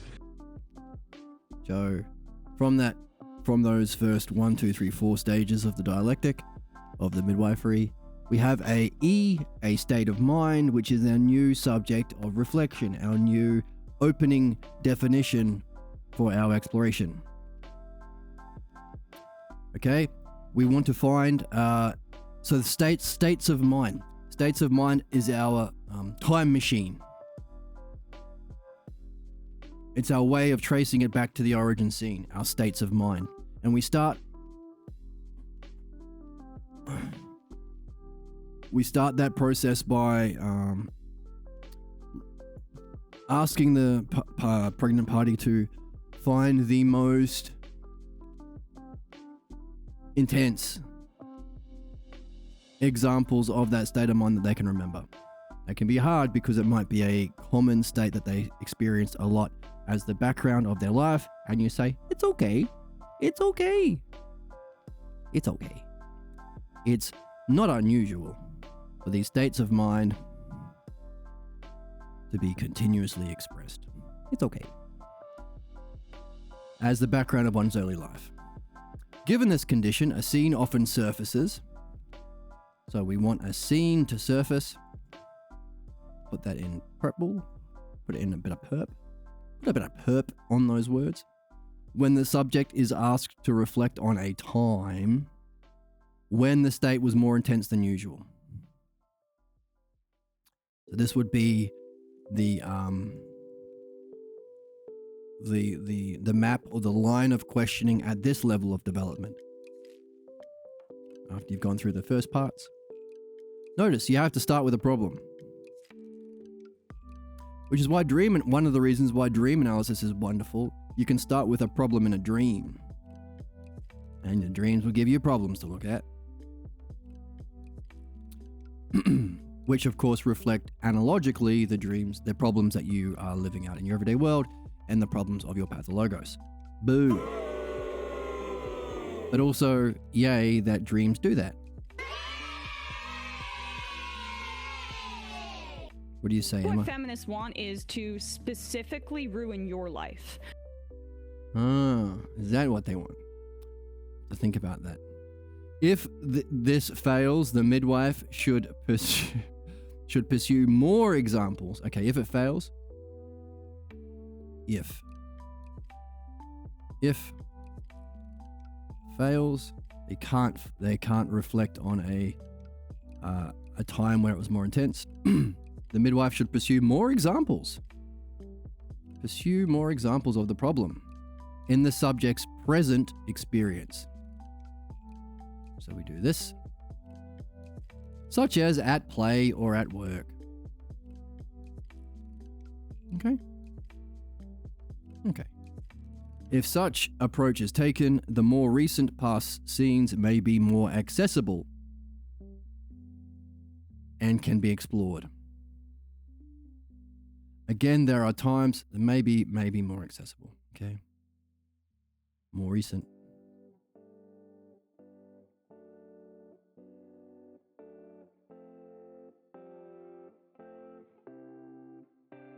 Again, there may be times when a subject will not be able to surface such past scenes. And when this occurs, it is best to recognize it as an obstacle to the recollection. Recognize it as an obstacle.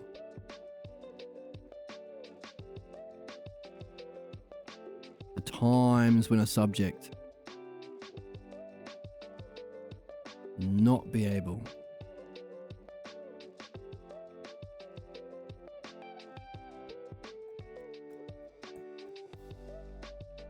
What do you say, I'm Emma? cute, like it's cutie pie. All right. Some past episodes seem to have formidable defenses against there being. There we go. Some past episodes seem to have formidable defenses against being surfaced. Bum bum bum.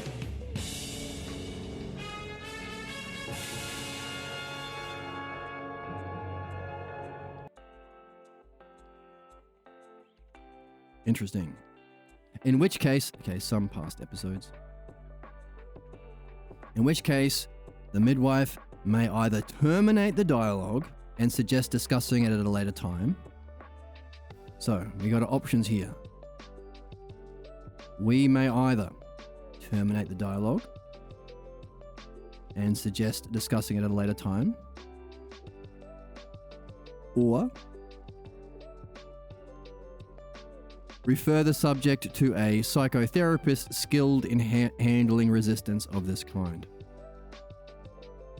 If you know a shrink who, make them a different color, who has experience and skill in removing said resistances to their recollection of previous scenes in which they experienced the state of mind most significant division in their problems in their past, earlier the better.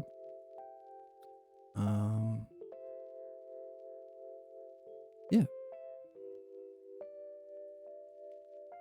Refer them to them.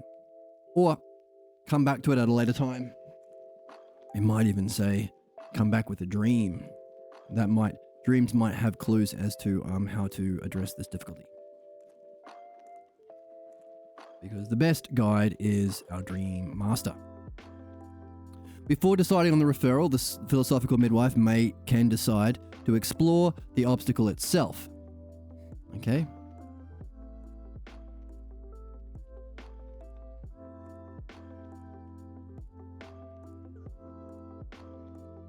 Hey, you got a block. Let's explore the block.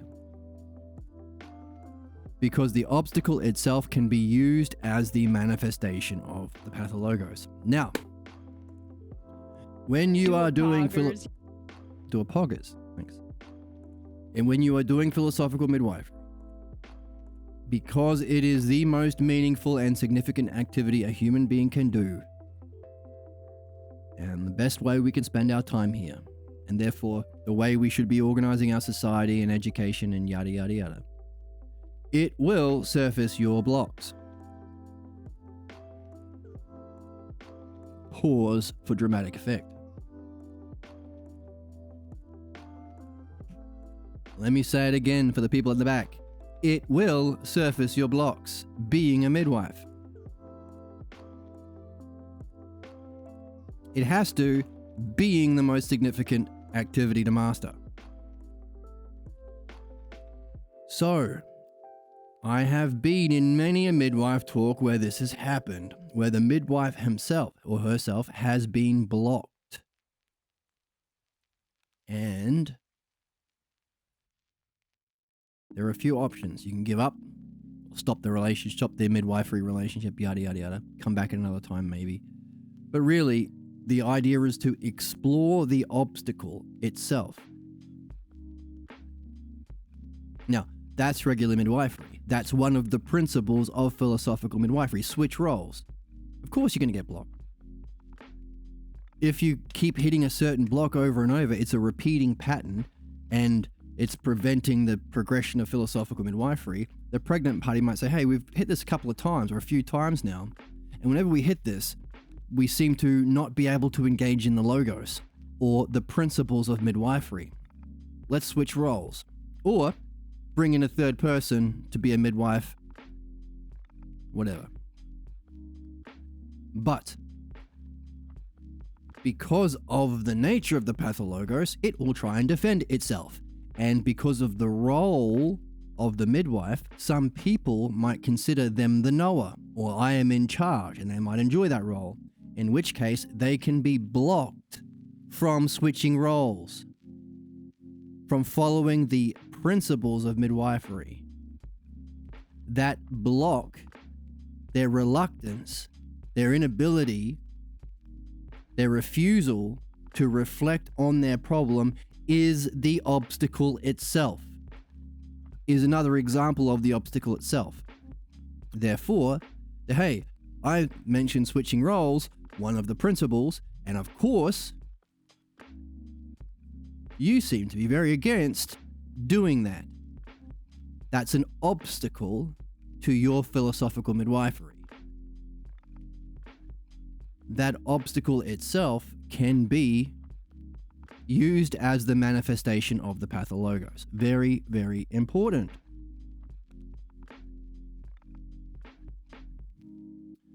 And I would suggest, from my own personal experience, make sure they know the principles to begin with. Because, fuck me, has it been frustrating dealing with people, because there have been so few people in this game up until now. It's been hard to find a midwife. And it has been fucking difficult to highlight the significance of this to those people blocked from their own self-reflection, even though they recognize the need for midwifery, even though they should be following the principle. But that's okay, because that reluctance to reflect on your problems is itself material because of the beautiful interconnectedness and rationality of reality. Is itself another example that you can look at as a manifestation of the pathologos. If you're in the game, that's why the fundamental prerequisite of all of this is sincerity. You gotta be seeking truth above all else. No ego shit. No role shit. No taking advantage shit. None of that fucking shit. Sincerity beyond all else. Flippity-jibbity nonsense. Well said, Joe. None of that flippity-jibbity nonsense. And you'll notice I'm dropping a lot of swears for emphasis. Because if you're in this game, you're almost there. Stay in the game. But if you're in the game, you're going to face the biggest blocks, or the most frequent blocks, or the most difficult blocks. The higher up your development you go, the greater the aspect of the pathologos will surface. The more power, the deeper of the pathologos, the greater the depth of the... I'm sick. The greater the depth... I'm under the weather a little bit. The greater the depth of the pathologos will surface.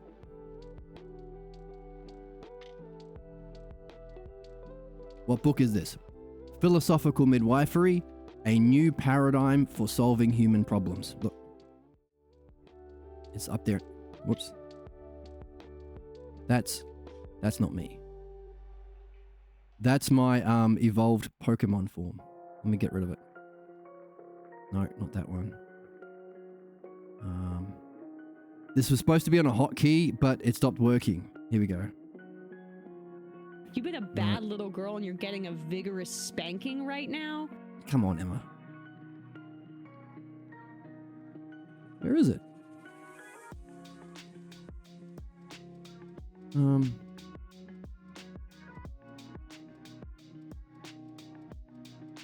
This is crazy. There's the title of the book, Philosophical Midwifery, The New Paradigm for Understanding Human Problems. We are discovering the most important activity a human being can go through is going through the art of philosophical midwifery to understand the nature and cause of the problems that bind us to repeating cycles of failure and suffering, so that we can sufficiently understand it, which when we do so, we free ourselves from it, from the distortions that we have when we view reality, from our projections, from our interpretations, from our anger. That's what we're doing. Also on this channel, we apply that same structure of reasoned reflection and questions called the dialectic. We apply it to dream analysis, and we apply it to philosophy proper, which is you can only really do if you read the Balboa translations of Plato, because that's the only text that we have that haven't themselves been distorted by the pathologos of past translators. That's what we're doing here. So I hope you enjoy. If you have any questions, feel free to ask them, and I will do my best to answer. And I will do sound drops for fun. Do a poggers. Do a poggers.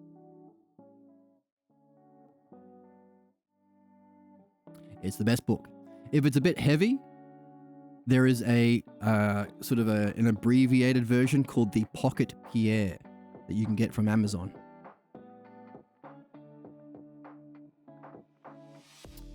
Oh,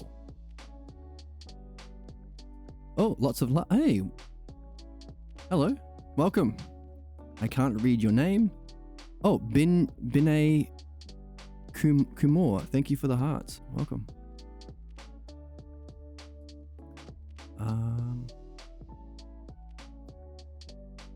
So yes, I'm doing a bit of swearing right now for emphasis, because given the significance of somebody going through midwifery, their pathologos blocks to that most important process, the development of the single most important art. It will surface your biggest pathologos, and therefore I don't want you to fall down. I don't want you to give up close to this finish line. I don't want you to sacrifice when you've gotten this far. So I will say, fucking follow the principles of midwifery. So that one day when you're doing midwifery and you reach a block and your midwifery isn't progressing well with with the person that you do it with. It's a relationship, by the way. It's not a one-off thing. You keep going and your dreams help you, and the more that you learn philosophy, the more that you see, and it's a process. You don't want it to end too early. So hopefully when you're doing it with someone and they say, you know what, this is being the third or fourth time we've hit this block where you're not listening to me, or you're not taking my words, or you keep pushing a word, you keep introducing a word, and it's not my word. Let's look at this problem. And then you might say, no, that's your block. And they'll say, hey, actually, this obstacle to your own self-reflection, because it's a principle when I say this, when this happens, we can flip roles, not to attack you or undermine you, but because your problems will come up. Your refusal to admit your problems will come up is stage E, which should be what we then reflect on. Why don't you want to do it? What's going on for you here? And hopefully my swearing will reverberate in your memory when they say, hey, maybe we should explore your reluctance to follow the principles of midwifery and reflect on your own block. You'll hear Jed's voice going, I can do it. and you'll hear Emma say, You've been a bad little girl and you're getting a vigorous spanking right now? yes, don't be a bad girl and get a spanking. And you'll hear Denim I can't say, walk and chew gum at the same time. you can. You can do both. You can do midwifery and be a pregnant party yourself. You can walk and chew gum at the same time. Okay, the obstacle to the exploration is itself a state of mind. The obstacle to that exploration You are a fantastic moron. is itself a state of mind. And it too can be described and discussed, put words on it, following the dialectic structure, in the same way as any past scene would be explored. The midwife, the philosophical midwife, should be trained to make such determinations or to refer the decision to another who can assist in that decision. So, this is your training. Me doing the swears. This is your training.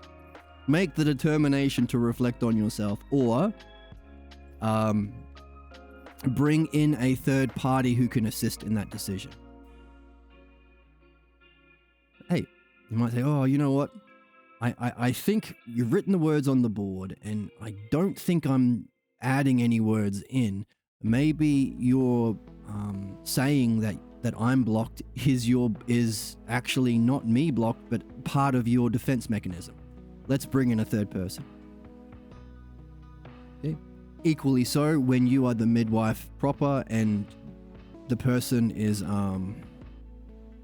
blocked from their reflection, they can't remember any past scenes, even recent past scenes where they experience that state of mind more intensely, then you could reflect on that state of mind they're in when they're stuck. Like a state of mind, let's say, where they feel like they're useless. And you say, oh, okay, that's interesting. When did you, in your recent past, or in your past, when have you felt this very state of mind you're in now most intensely?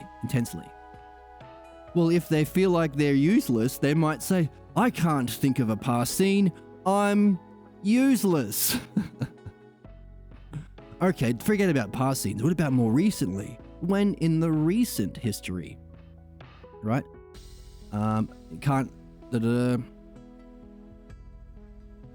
Present example, like in your play. Yeah, here we go.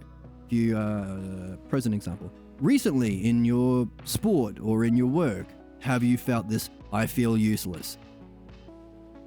That might be a good start. But still, oh, I feel useless, so useless I can't even think of a recent example. Notice, it's the same state of mind. So, hey, you're in it now. You're blocked now. So we don't have to go into the past scenes. We can look at this very state of mind you're in now as the obstacle. Now, that's a call. It's a call you got to make as the midwife. Are they, do you think they'd be able to reflect on that state of mind that they're currently in while they're in it?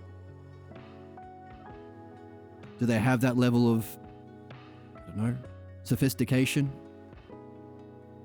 or understanding of midwifery? Or put it off for now, come back later, come back with the dream, or refer them to a psychotherapist who is skilled at... It wouldn't be removing blocks, because philosophical midwifery is the removal of blocks. So I guess the significance of a psychotherapist is sometimes they find they learn techniques for sidestepping, temporarily sidestepping around blocks.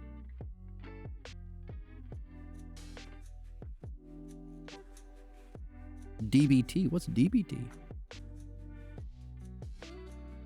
Unbelievable sluts these days. These days, aren't they the worst?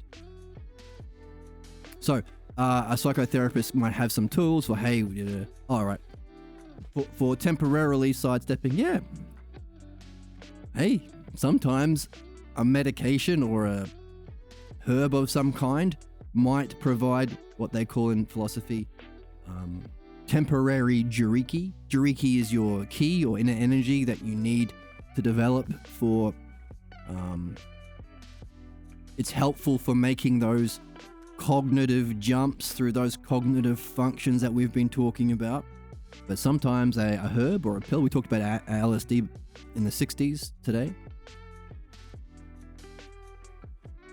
can provide a temporary sidestep of your problem, which might be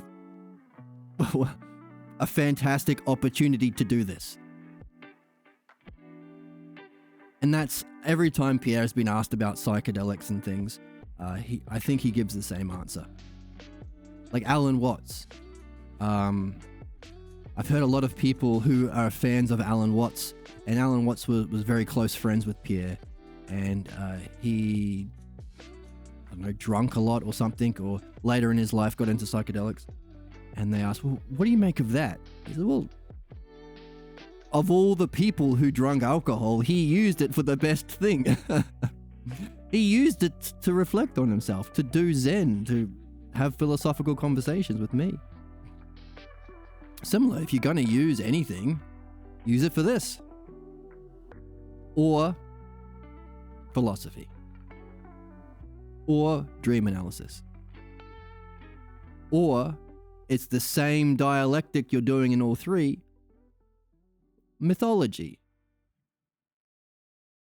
which is taking what you've learnt of the dialectic and what you've learnt in your dream analysis, philosophy, midwifery, and representing it with characters and narratives to make it interesting and entertaining for others. That's mythology, or creative arts, we might say. Yeah. Yes. But in chat, pointing out, but you don't want to use it as a crutch. It is temporary. I think it was Alan Watts who might have had the saying, hey, it's like a phone call, but once you get the call, once you finish on the call, you put the phone down. Once you know that there is a different level of reality or a different state of mind you can be in other than this one that you're stuck in, because this is a problem that we're seeing here, it can be so common. So he's saying, hey, it's not unusual that the states of mind can be continuously experienced as the background of one's early life. In other words,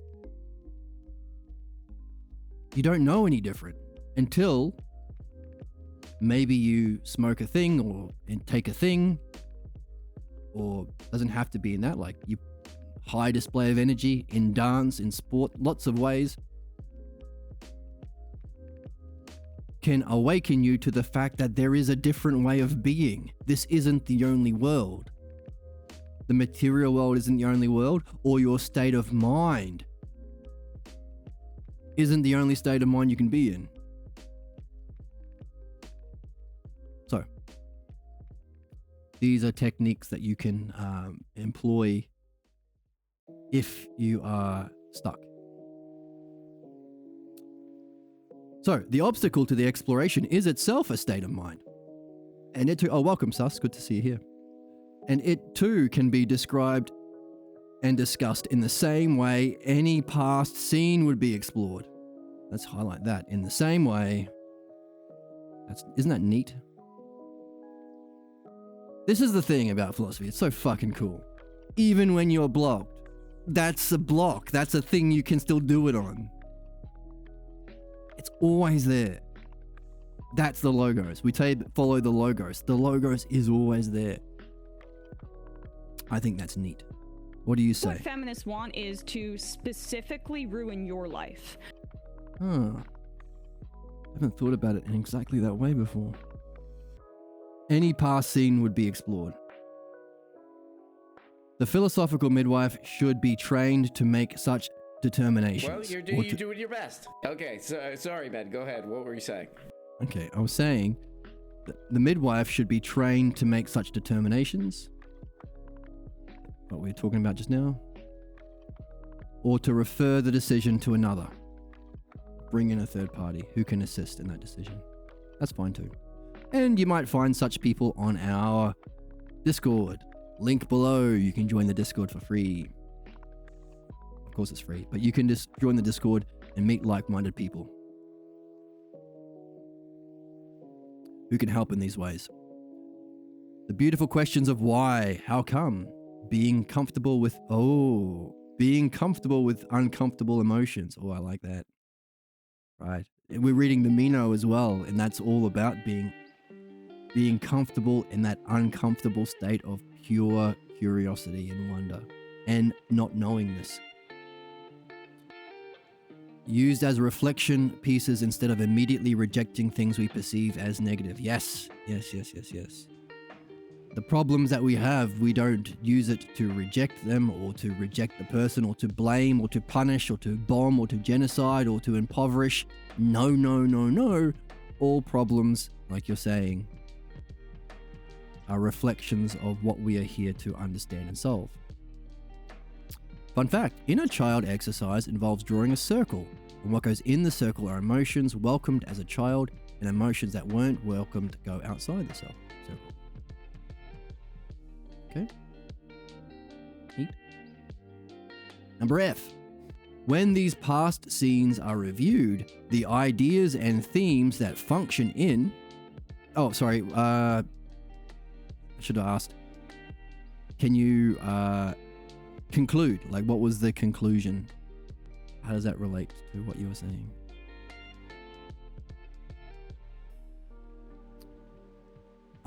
Based on what emotions your parents or caretakers weren't comfortable with expressing as a child, right? Right, that's the idea. These states of mind we learn as what's acceptable as our role within the family clan.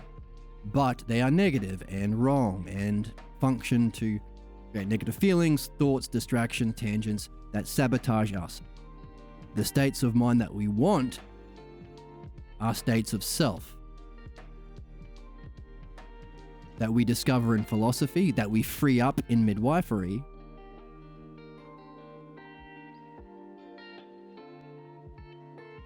and were also the states that we were in when they imposed their restriction. Not in this house, bucko. If you express yourself that openly, don't you know that the world will take advantage of you? And I'm going to teach you a lesson.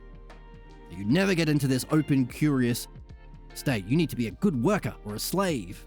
And be a slave to me so I can teach you that you have to be a slave to your boss and your president or your king. It's when we were in our high states of mind that they imposed the pathologos on us, and the role and the states of mind. And that's ultimately what we're seeking for when we ask these questions, to go back through our past. When did you feel that state of mind recently? Now, when in the past? When was the highest, most intense experience of that in the past? It's a time machine. Your states of mind bring you back through time to the origin scene. That's what we're after. When these scenes are reviewed, the ideas and themes that function in and through family roles, your ideas and themes, what we were just talking about, the ideas and themes that are acceptable, that function in and through, what?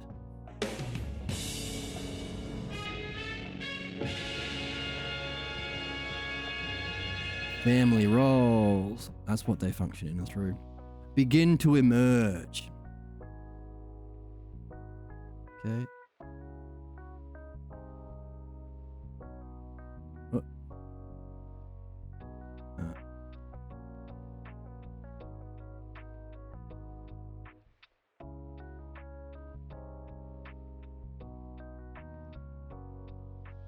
And the puzzles about their meaning surface. So we're starting to surface the puzzles about their meaning.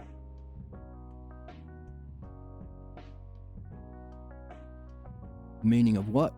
The ideas and themes that function in and through family roles. It is by challenging, and is that living? Whoa, wait, hang on. Oh, sorry, I'm a bit behind. Fear driven for survival makes it hard to be mindful. It is a loop. I can't think, decompress if I have to panic about bills and living. Yes. One of the tools of oppression played on us by capitalist fuckheads. Instead of everyone having all their basic needs met, instead we want some billionaire living overseas to have 84 yachts and 4,000 cars and own all of the houses, while everyone in my block, well, there are dozens of people in my town square where I live sleeping on the streets. That's fucked. And it's similar to what plays out in our family. Hey, you can't be free. I'm going to impose this unnatural, unnecessary restriction so that you can fear your own state of self, fear your own mind, fear your own reasoning, thus causing the nature of man's problem. We are at war with our own mind. I've been a bad little girl. Exactly.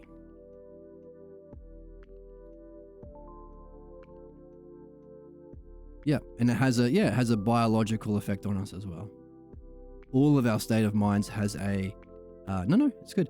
Have a biochemical equivalent, which is why we were talking about how drugs can facilitate temporarily and with diminishing returns usually. So it's a window, not a door, is the saying, but can induce states of mind through the biochemical equivalent.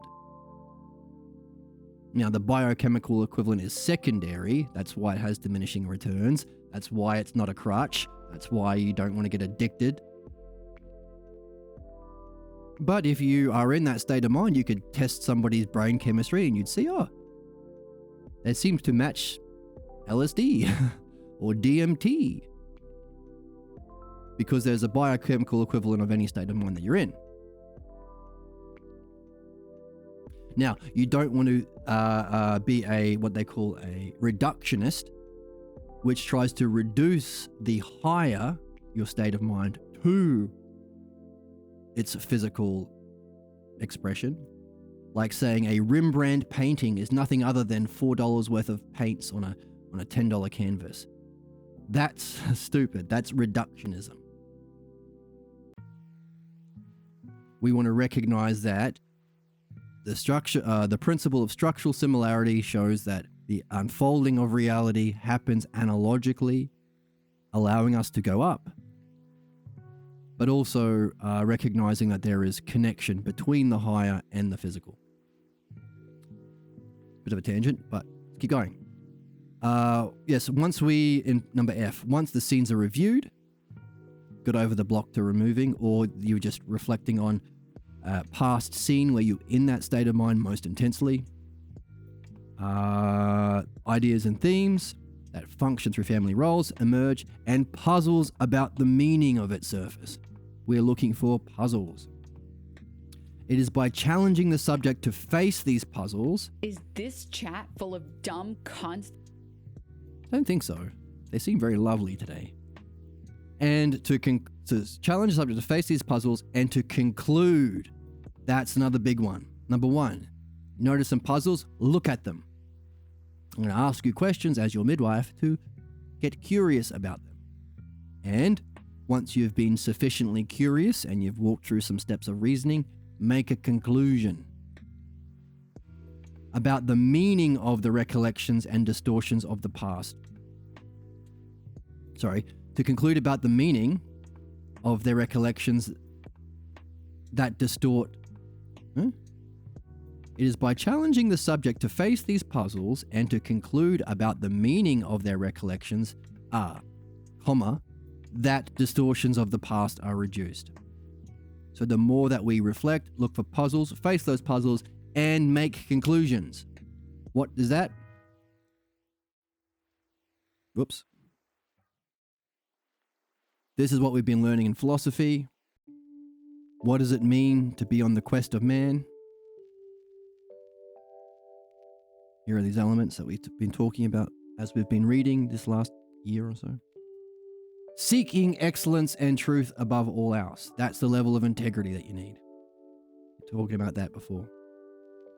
Surfacing questions and coming to a conclusion. That's a hypothesis. It's not truth, but it's the most likely conclusion based on reasoning. You have to then apply it in your life to determine whether or not it's true. So we carry with us a sack of questions in our inventory. You're a wizard, Harry. And a sack of hypotheses or conclusions that we carry with us to test, to see what pans out. Don't have to pick favorites, carry them, see what's likely, see what pans out. I'm looking for someone to share in an adventure.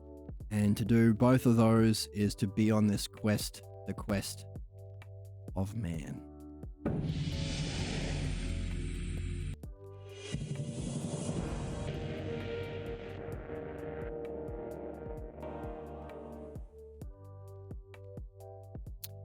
Fun thing from my psychology addiction courses way forever ago. Deep rooted in shame and guilt and with eating disorders, lack of feeling or being controlled, they're all very painful loops. Right. So these are all fantastic bits of information and material that you can reflect on to according to this process. So we would say, hey,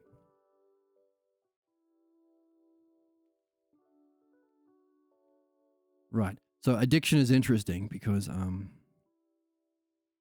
think we're going to get into addiction later as well.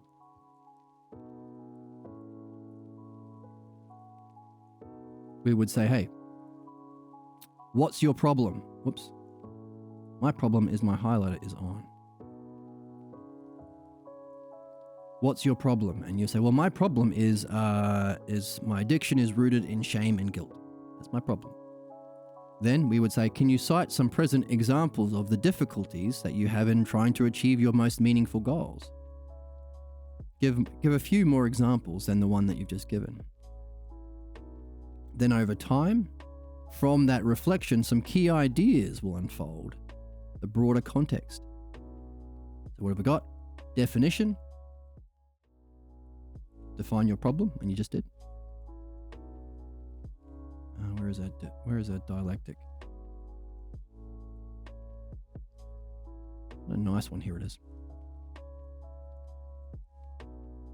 Give a definition of your problem. Oh, it's guilt and fear and shame. How does it demonstrate in your life? Think of some examples. Maybe 1 or 2, 3. Now, what we would do next is, if we were doing midwifery, reflect on those examples and see what key themes come to light, or hey, what key ideas can unfold in division. Definition of your problem, demonstration in the present, division as we explore the ideas. And then you are number D. You explore any difficulty that turns you away from your goal, that makes failure inevitable. It's the effect of, you will realize that in your examples you have certain repeating negative thoughts, certain repeating feelings, certain inappropriate actions, which you've identified as maybe drug addiction, or and then from that you might recognize a key issue or state of mind or repeating theme that you haven't noticed before. That's D. What's that? That's synthesis. What's the key idea or state of mind or theme that comes from it? And analysis is taking that back to the start. Remember the dialectic we've been learning in philosophy. What's the subject in relation to itself? The definition. How does it function to others? Demonstration. How does that others function to other others? Break it up. Other divisions. And then from that, can you find a single other, synthesis, and relate it back to self, analysis? So after that reflection, that's D. we will take what we've discovered in our exploration back to the beginning, back to your first definition of your problem, and you will realize it ain't what you thought it was. The cause of your problem wasn't what you thought it was, and of course it isn't, otherwise you wouldn't have the problem. But number D is saying, hey, not only were you wrong in what was actually the cause of your problem, but specifically the way in which you were wrong. Again, it's great to be wrong in this game, of course, it's the game. The way in which you were wrong. Okay, if you are familiar enough with philosophical midwifery, you can be led to reflect on the differences between the statement you gave of your problem and your description of their description of the difficulties that actually turned you away from your goal. And you will see that your problems are intelligible, and you'll appreciate the difference as another manifestation of the problem. The difference between what was actually turning you away from your problems and what you thought was the cause of your problem, guilt and shame. You will see that the difference reflects your problem. However, if you are unfamiliar with midwifery, you might not introduce that level of reflection because it might be confusing.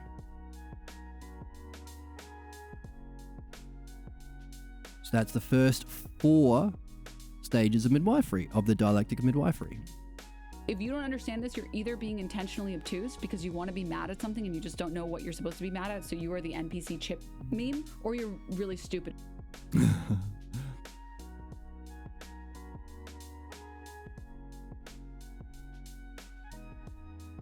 Everyone needs to learn midwifery. Bada beep. Yes. Hooray. Yes.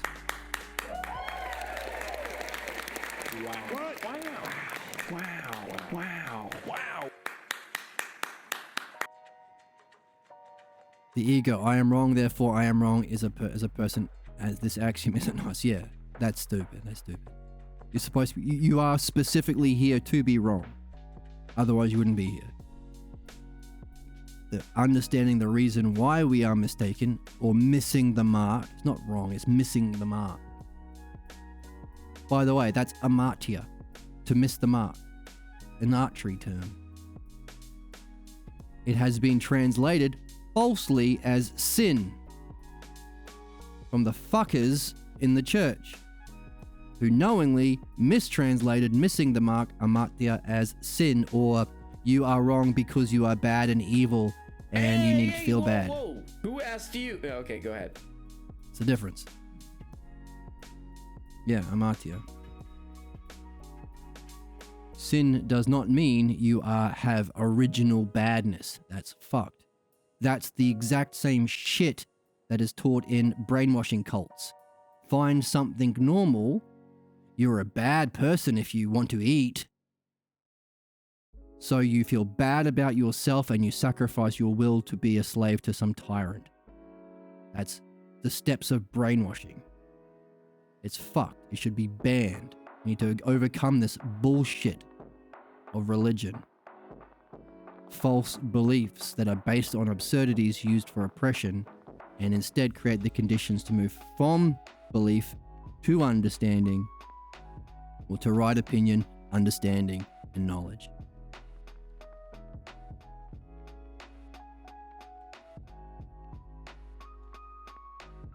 Which is what we're learning how to do here.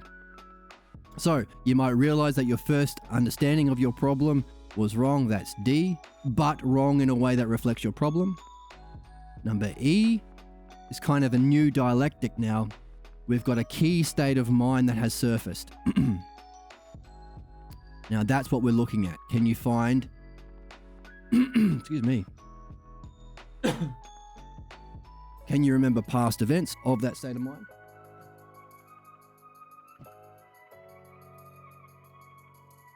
And number F, let's review these past scenes and see what the themes are that function, and reflect on them and ask questions about them. The more that you look for these patterns, number 1. The more that you surface the puzzles about these repeating patterns, number 2. And the more that you conclude about them,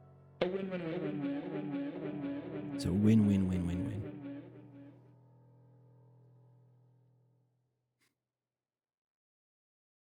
Now, we are also looking for the dialectic in here. So,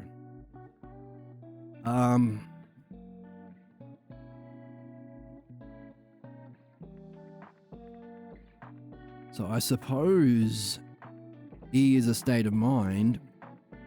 Sorry, E as a state of mind is a definition, but we are looking at demonstrations too. It could be either.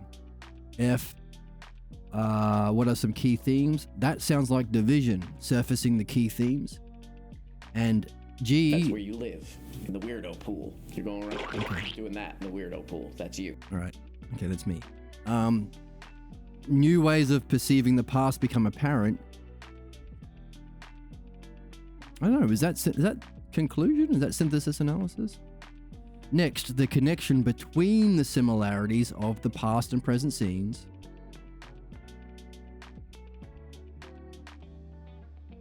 Questions between the similarities of the past and present scenes can now be made as they are explored for their possible meaning. So this sounds like... This sounds like a new definition. Okay, as the distortions are reduced, new ways of perceiving the past become apparent. The connections between similarities of the past and present scenes can now be made. Oh, my present is reflecting the same shit I've been playing out in my past. Oh my goodness. Oh my good. Chat is done for 2 moves.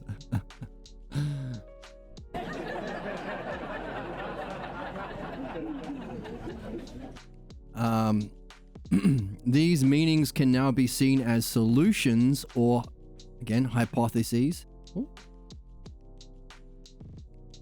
Is a Pokemon eating noodle? In my chat. The solutions or hypotheses is the meaning between the similarities between the present and your present and past scenes. So there are your if sac things you carry that account for the failure to achieve, accounts for the, this is why you haven't been achieving the excellence you were destined to be. And the individuals are urged to authenticate such hypotheses in their experience as they pursue their goals. This is the difference between all that stuff we say about religions and all that crap, or anyone who wants to keep you at the level of belief or faith or subservience or tyranny or ignorance. This, you have to confirm your own hypothesis. Notice, they're your puzzles. They're your memories. They're your words that you put on them. They're your conclusions. They're your hypotheses.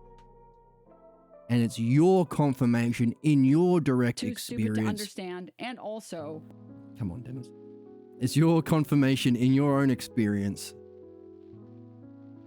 that you have to do. None of that is in religion. None of that is in faith. None of that is in prejudice. None of that is in pathologos. Okay, go ahead.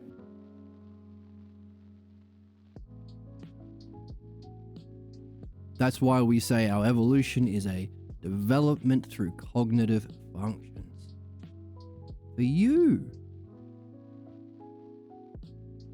So, testing it out. Okay, so I've got a question here. Where is the new DDDC?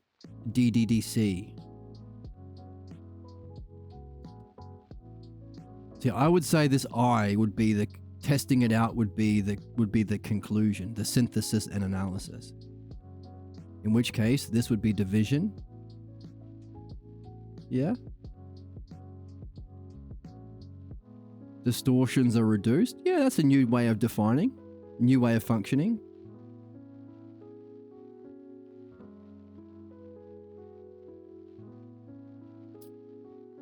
Yeah, but oh, that's tricky. All right, I'm gonna cheat and say I'm leaving this as a puzzle for you. I did the first. The first one's easy. Define your problem. Definition. B, give an example. Give a demonstration. C, give more demonstrations, and so a key idea will unfold. Now, is this...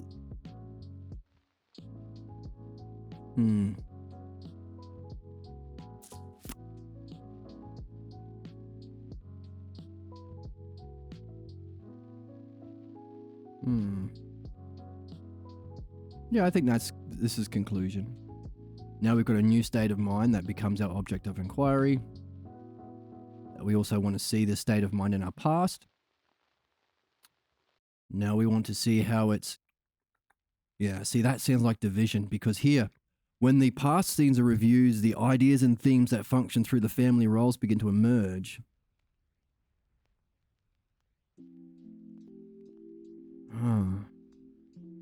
That sounds like division. As their distortions are reduced, new ways of perceiving the past become apparent. That sounds like a conclusion. So that would make this the next definition. Connections between... Let's keep going. Let's keep being puzzled. The meanings can be solutions or hypotheses. J. It now begins to be an important part of nearly every talk for the subject. It now begins to be an important part of nearly every talk for the subjects to ponder why. Ponder why. Hey, sus. That's what you like to do.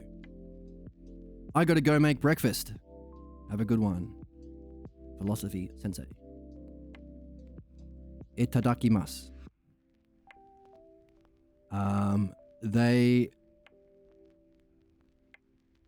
Why they accepted and believed this self-image.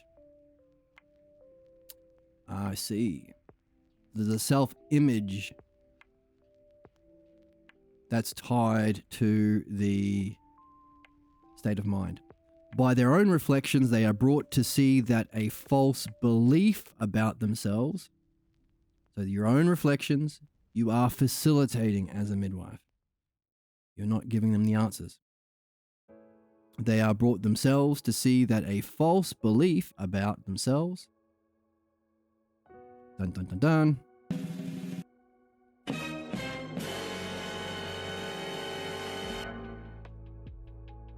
Influences them and can even be said to mold them. The false belief about yourself not only influences you, but molds you in some way. And it is this that also shapes their way of anticipating reality. Not only does it mold what you think you are, your image, your character, your persona, thumbs up, your mask, your way of relating to people, but also what you think will happen in the future, which is another thing that you bring with you to distort your experience, or to limit your experience, or to sabotage your goals. What you think's going to happen in the future. Your anticipation. I can't do that because this is going to happen. K. The next level of exploration occurs when the connections between problems are sought. Okay. We've got how many steps we got here? A, B, C, D, E, Do a poggers. F, G, H, I, J, K, L. We got 12. Which means we likely have 4 sets of 4 I would say, if I was to hazard a guess.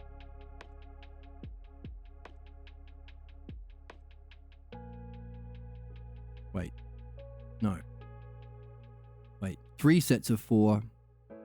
Oh, interesting. Or maybe we have 4 sets of 3. Can we see it that way? ABC.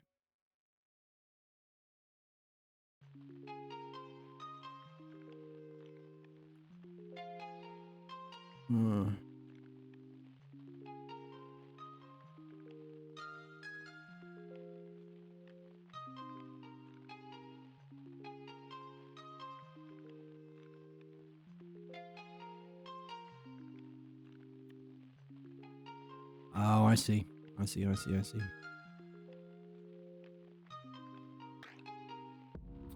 It looks more like we have the 4 categories of the dialectic with 3 stages within them.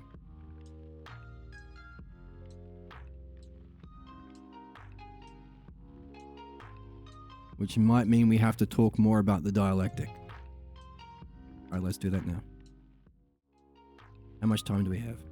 Ooh, it's been a long stream. Oh, who cares? Bonus content for you all. So normally this is how we've been understanding the dialectic. 4 categories: def, dem, div, and conc. Or dem, def, div, and synthal. Synthesis and analysis. And we can say, well, actually, there are 8 categories, because when you're exploring a topic, you say, what happens if the subject does exist? What if beauty does exist? And by exist, we mean eternally, not in the physical world. And what if it doesn't? What if beauty is just a physical appearance? What if enlightenment is just a biochemical squirting? What if it doesn't have, what if there is no eternal existence of beauty or truth or justice? How would you define it then? You would say it's an illusion. How does it function? It functions to get you to have sex with fit people to pass on your genes, and so on and so on. So we could say there are 8 categories. Or we could say, actually, let's just focus on this here. When we are giving a definition of something,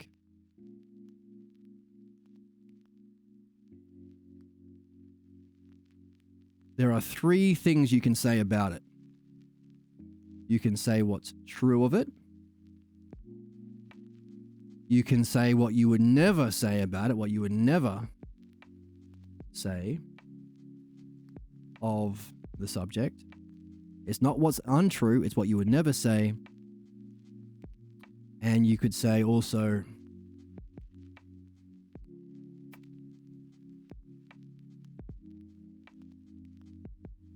what's something that incorporates both true... Okay, so let me start with the simple. We can say what's true of it, what's false about it, and what's both true and false. So let's take beauty. What can you say about beauty itself from what we've been reading in You've Plato? been a bad little girl and you're getting a vigorous spanking right now? Okay, Emma, it's not the time for that. Now, given what you've been reading about beauty in the dialogues, what would you never say about it? And what's something that is both true in one way but false in another way? In other words, what encapsulates the thing but also speaks to what's outside of the thing? So what's both true and false about it? So a brief example. What's true about a bicycle?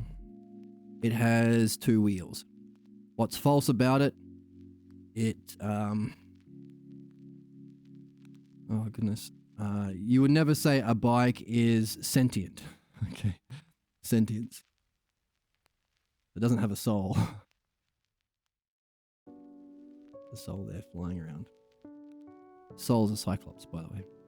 What's both true and false about it? It gets you places. Gets you places. That's true in one way, But it's false in another way because it doesn't actually get you places. You have to propel it. You have to cycle the bicycle.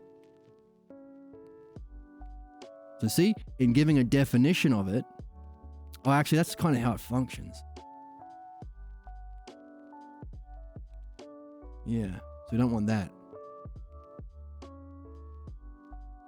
See, that would be demonstration. What's both true and false about how it functions is it gets you places. Because it does, but it also doesn't, because you are the one doing it. It doesn't get you there by itself. So, for each of these categories, you can say what's both true, false, and both true and false. Meaning, the dialectic, which we have up until now been considering in terms of 4 categories, now has 3 subcategories, giving us the 12 Olympian gods.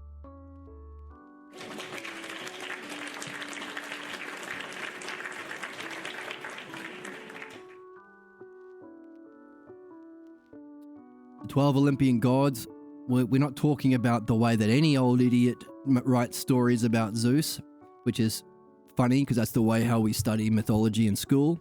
We have a big textbook with all of the stories from every sort of crazy person and every jack-in-the-box weirdo who wrote a story about Zeus. We put it in a book and we say, hey kids, at college, go and learn this is what Zeus is. This is all the stories about him. That's stupid. What the hell are you talking about? What we want to look at is how does Socrates or Plato use these 12 gods as a myth. Remember? Philosophy, midwifery, dream analysis, and mythology. Applying it to art as a mnemonic device, as a communicating device, as a way of making the best anime ever. Mythology. How does how does Plato use the gods in his mythology to talk about the truth? And what's the fundamental pattern of understanding and the fundamental activity of being human, of being rational, of philosophy? This. 12 Olympian gods, 12 aspects of the dialectic. And those 12 Olympian gods are in triads.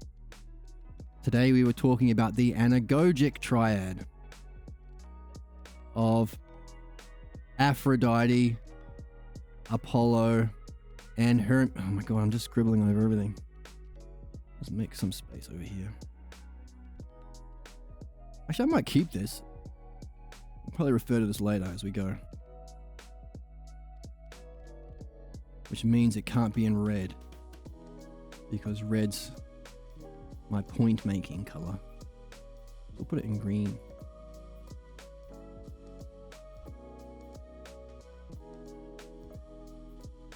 So we have triads of gods. We have I'm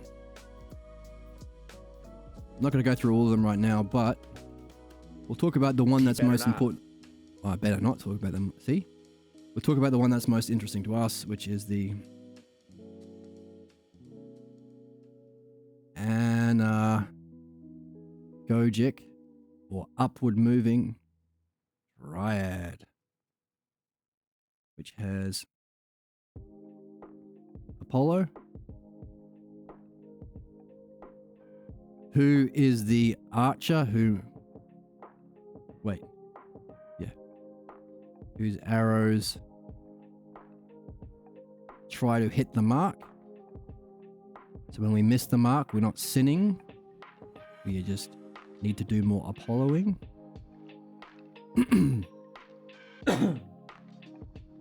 Where's my... Nope. We have Aphrodite. Don't be disgusting. Don't be disgusting. Aphrodite. She is the goddess of seeing how the parts come together in a whole, and therefore we are astonished by her beauty. The beauty of the wholeness that everything Look at her. Look how pretty she is. She's got a bow in her hair. On it.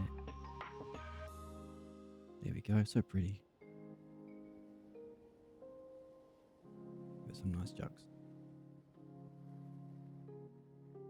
And da, da, da.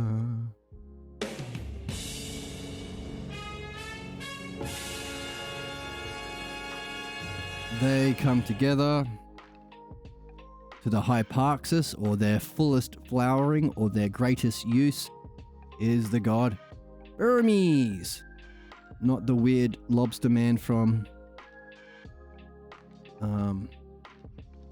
Futurama, but he is the god of speed. He can race us to the Olympian gods with his special wing shoes. There he is. There we go. Hermes, who represents the dialectic. Reading the texts, putting it together, putting it into experience in our own lives. Taking the two together is the dialectic. Those Shermie's shoes doesn't look very good. Let me just fix that. There we go. Just give him. Supposed to have some wings on his shoes. Anyway, you get the idea. So, this is one of the triads.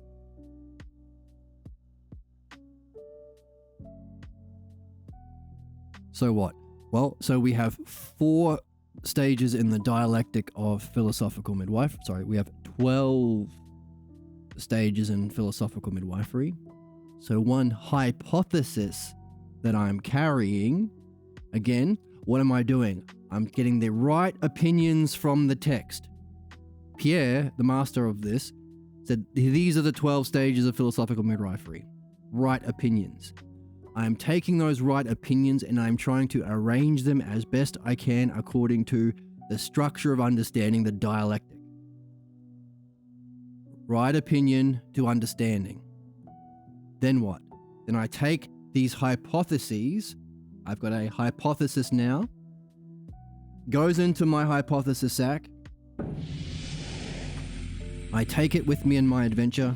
You're a wizard, Harry. And I confirm it in my experience. Does it pan out that we can understand that there are 4 sections of 3? The first one is a defining of our problem.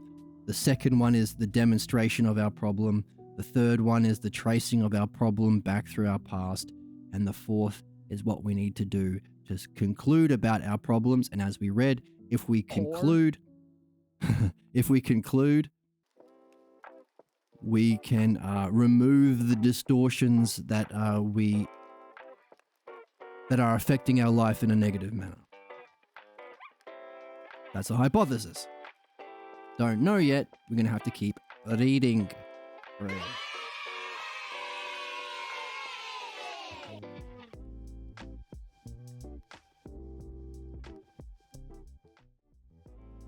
What's the time? Ooh, okay. Got about another hour. It's 11:30 my time. So, I can stream for another hour.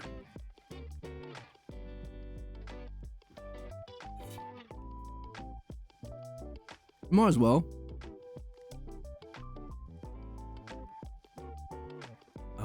Because it's a short chapter. We might as well get through it.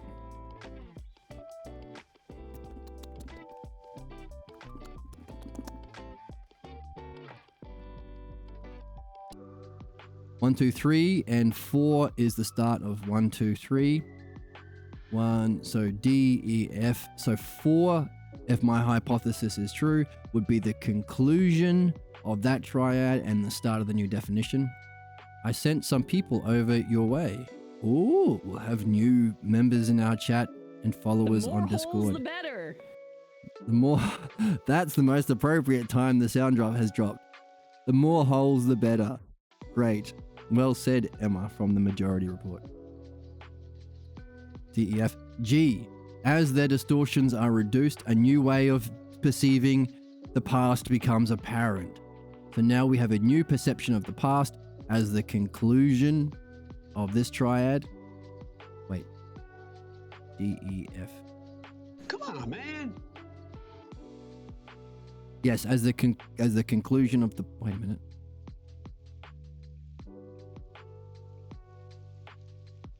ABC. Yes, that's right.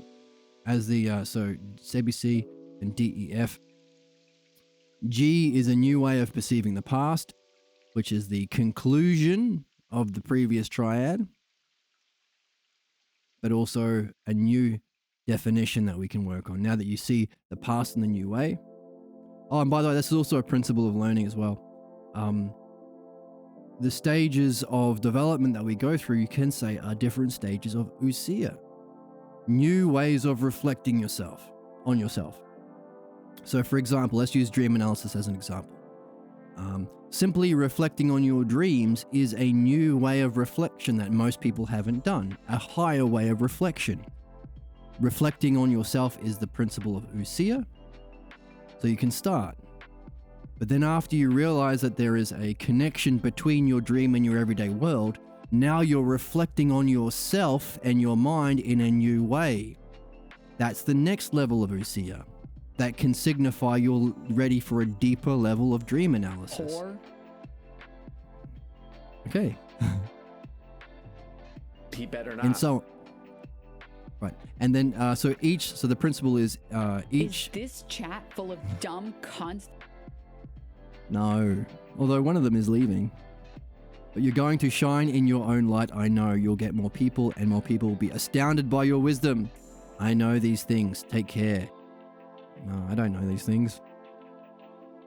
Without you, who will I be talking to? I'll be talking into the void. No, I hope you do well, and best of luck. I hope you take all of your insights with you and this new way of being with you, and you challenge your friends and your teachers to reflect in this way as well. And of course, let us know how you go. If you ever want to stop by and reflect on anything, or hey, maybe even do some dream analysis or some midwifery down the line as the channel goes on, you know where to find us. So ABC, D, E, F, G, new way of perceiving, new definition. H, the connections between the similarities of the past and present scenes can now be made, and they are explored for their possible meaning. So how does this new way of perceiving the past demonstrate itself? These meanings can now be seen as solutions or hypotheses that account for the failure to achieve excellence, as individuals are urged to authenticate such hypotheses in their experience as they pursue their goals. So now you've made some connections as a demonstration. Now, division played out everywhere. Go out and achieve excellence. Apply your hypothesis in many different scenarios. That's division. It now becomes an important part of nearly every talk, number J, for the subject to ponder why they accepted and believed this self-image. Their own reflections. Okay, so this is a new level of self-reflection. Each new definition, each new mini dialectic within the greater four categories of the dialectic is categorized by a new level of self-reflection. Wow. Wow. Isn't that neat? Ousia. So you're wondering why you believe the self-image. By your own reflections, you are brought to see that a false belief about yourself influences you, and that can be said to mold them in this way that is also shaping their way of anticipating reality. So this new ousia is the consequence of the previous mini dialectic. The previous three leads to this conclusion, but it's also a new kind of reflection, so it indicates a higher level So the fourth category of this dialectic, but also the first step in the next. So def, dem, div, conc. The conc is also the new def, the new definition. I'm referring to this. Definition, demonstration, division, conclusion. So now you've got you have a new self-reflection. You have seen that there is, now we're doing midwifery, so it's not true self-reflection. It's the image of the self-reflection. You have identified a false image that is molding you, that is fucking with you, that is controlling your life. That is the zombie virus psychic parasite that is influencing you, molding you, and also shaping how you predict the future will happen, how you anticipate reality. Okay. So what do you do with this new self-reflection, this conclusion from your these past steps, and this, well, you're using it, the self-image, as the new definition. So according to a hypothesis, we would want to ask questions as to how this self-image functions in some way. Let's see how that plays out within the scope of midwifery. K. A new level of exploring occurs when the connections between the problems are sought. So look for the connections between your problems. When their interlocking effects are made visible. And when each is traced to encounters with significant persons in one's life. You gotta trace it to encounters with significant persons in one's life.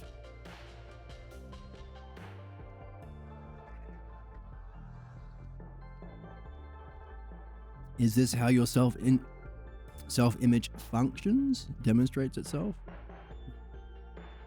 In relation to others, significant others?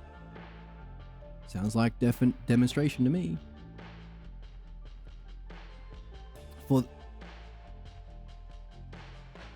For the dynamics of a personal problem become visible.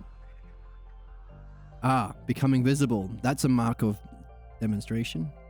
You see things by how they function. When the... I can tell you I'm a musician, but you don't know that I'm a musician unless you see me playing some music. That kind of thing. Functioning. Or you might think I might tell you how wise I am because I heard it from Baby Phoenix Stuffy.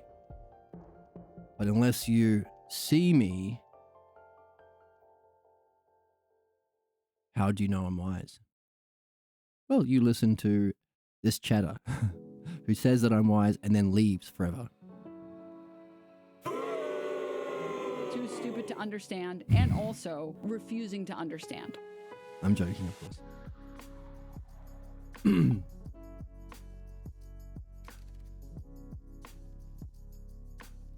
So it becomes visible when the problem is seen as not only having necessarily occurred when it does.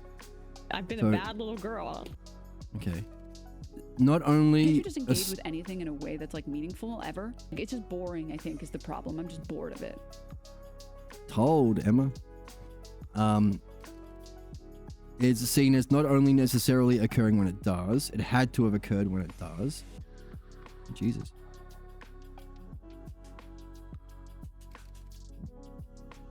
But as... green. No. Blue.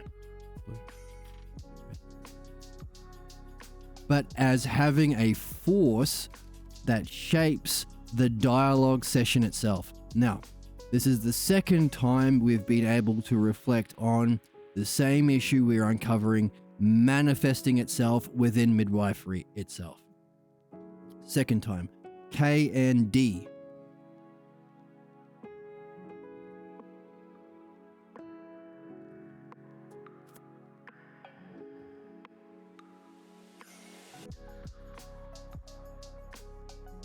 Oh, hello there, Mrs. Cookie. Welcome, welcome, welcome.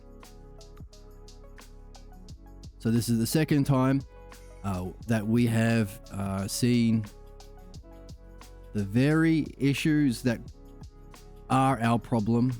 We have a single pathologos, has various manifestations, but we're tracing it down. We're tracking it down. But of course, it also plays out in midwifery, and of course it does.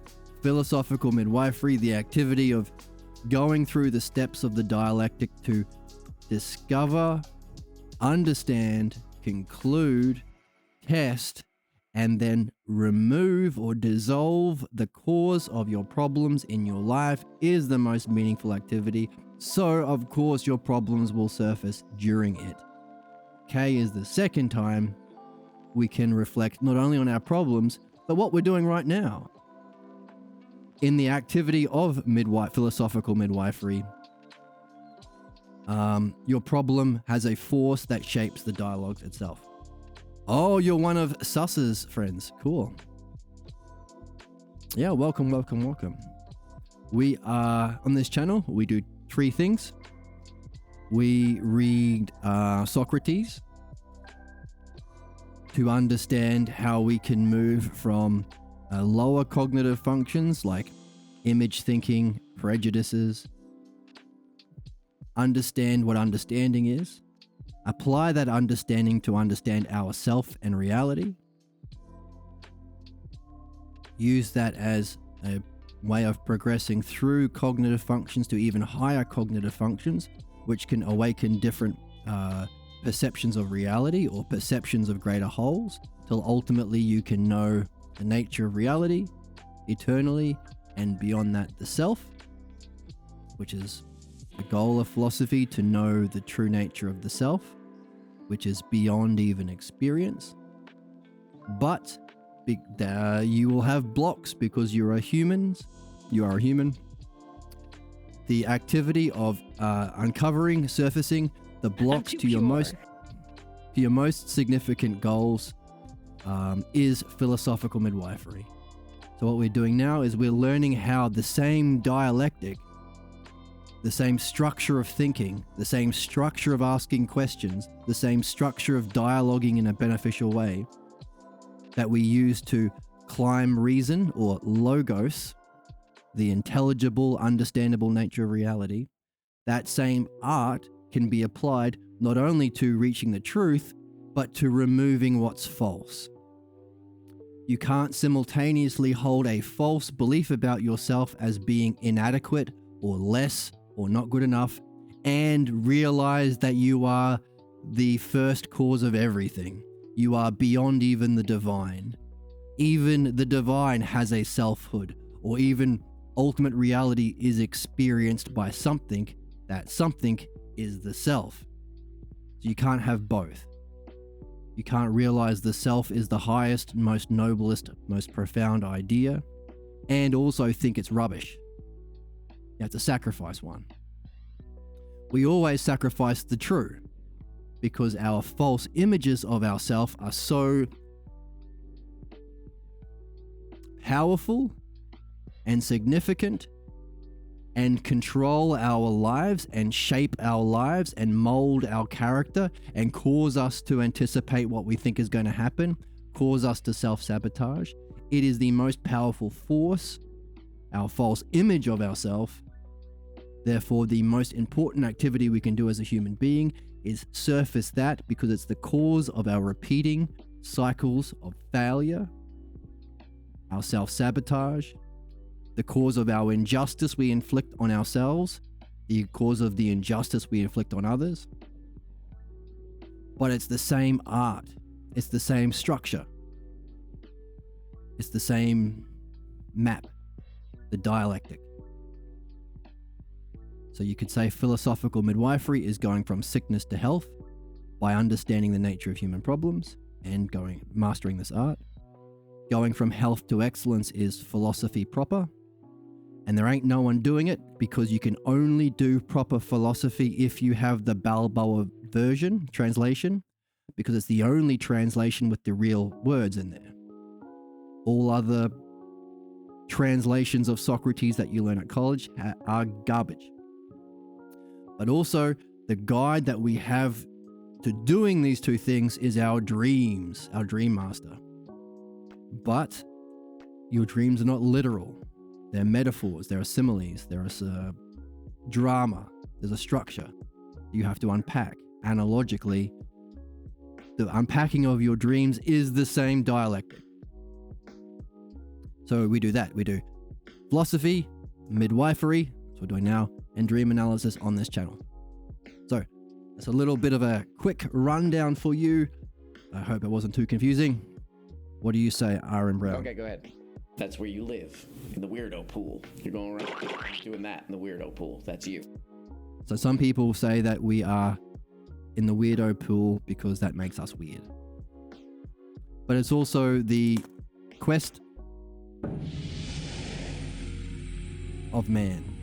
It's what we're here for. It's how we elevate ourselves from ignorance to become rational, to solve human problems and reach our highest destiny, to escape fate and reach, oh, thanks for the follow, escape fate and reach destiny. If you're interested in solving problems, midwifery. If you're interested in using that freedom from problems to discover the true nature of self and reality, what is this reality you're in and what's your role in it, that's philosophy. And you'll need a guide for that, that's your dreams. And as you get good at it, you'll probably want to share it with others. Maybe make a movie about it, or write a book about it, or make an anime series about it. That's mythology. So those 4 steps: philosophy, midwifery, dream analysis, and mythology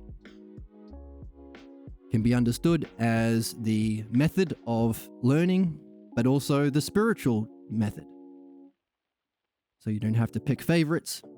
Do I like Buddhism? Do I like Judaism? No. They are all beliefs. Understanding allows you to understand all beliefs. We want to go beyond belief to our own understanding and seeing, and confirm our understanding in our own experience. So that's the game. That's the human quest. That's what we're here for. And that's why I have this channel. Okay, go ahead. I hope you like it. And we also have stuffies. Yeah, cool. Hope you... If you have any questions, chime on in. Listening is fine. And I have a seal. He's very cute. And I have... Oh my god, that's the biggest cockroach I've ever seen. Okay, I'm going to take a break to do battle. My god, it's as big as a dog. Okay, I have to do battle with this horse that's climbing on my wall. I'll be right back. I'm back now. Holy crap. Normally I don't like to kill the little critters that are around, the little spiders, but that cockroach was so big, it looked like it had back problems. It was huge. Normally when people say, that's the biggest bug I've ever seen, they're exaggerating. That was the biggest bug. It was huge. If I didn't get it, it would have gotten me. It doesn't eat bug things. It looked like it... To maintain the sheer body mass this cockroach had, it had to eat... It has to eat like human flesh or something. It was terrible. It was vanquished. I feel a bit sad. Holy crap, it was huge. Really. Anyway. Let's get back to the reading.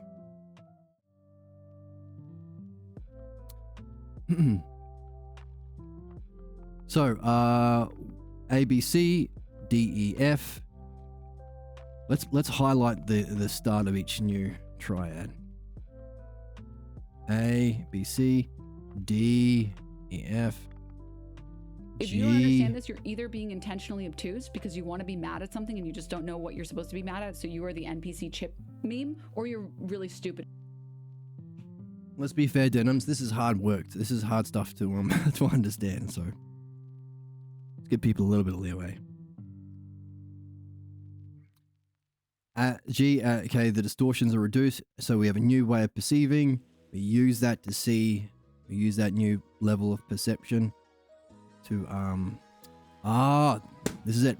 Now that doesn't sound like a new definition, but we have to keep in mind we are at the division section. The first three were def, dem, division, like they were the first three, but within the category of defining your problem. Now, DEF is how does it function? The definition would be your negative thoughts, feelings, inappropriate actions, defining how your problem functions.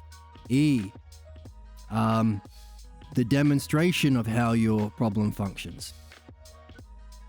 In the past, how far back can you get? Is it at play or at work, if it has to be in the present? And then the division of how your problem functions, F. And division also, we can say, contains the key ideas that surface. What are the key ideas and themes that surface when you explore the division of your functioning? So now the third category is division. How does it divide up? We're looking for a definition of how it divides up. A new way of perceiving the past. There's your division through your past. A new definition of your past. Now, what's the demonstration of your past? It functions. You use that new way of perceiving the past. You use that to see how you function. See how your past and present scenes function together by their similarities. And then, what's the division of your division? The meanings can be seen as solutions or hypotheses that account for the failure to achieve excellence. So what's the same? What's the going through your past, or the division through your past? What's the key theme that arises? A failure to achieve excellence. But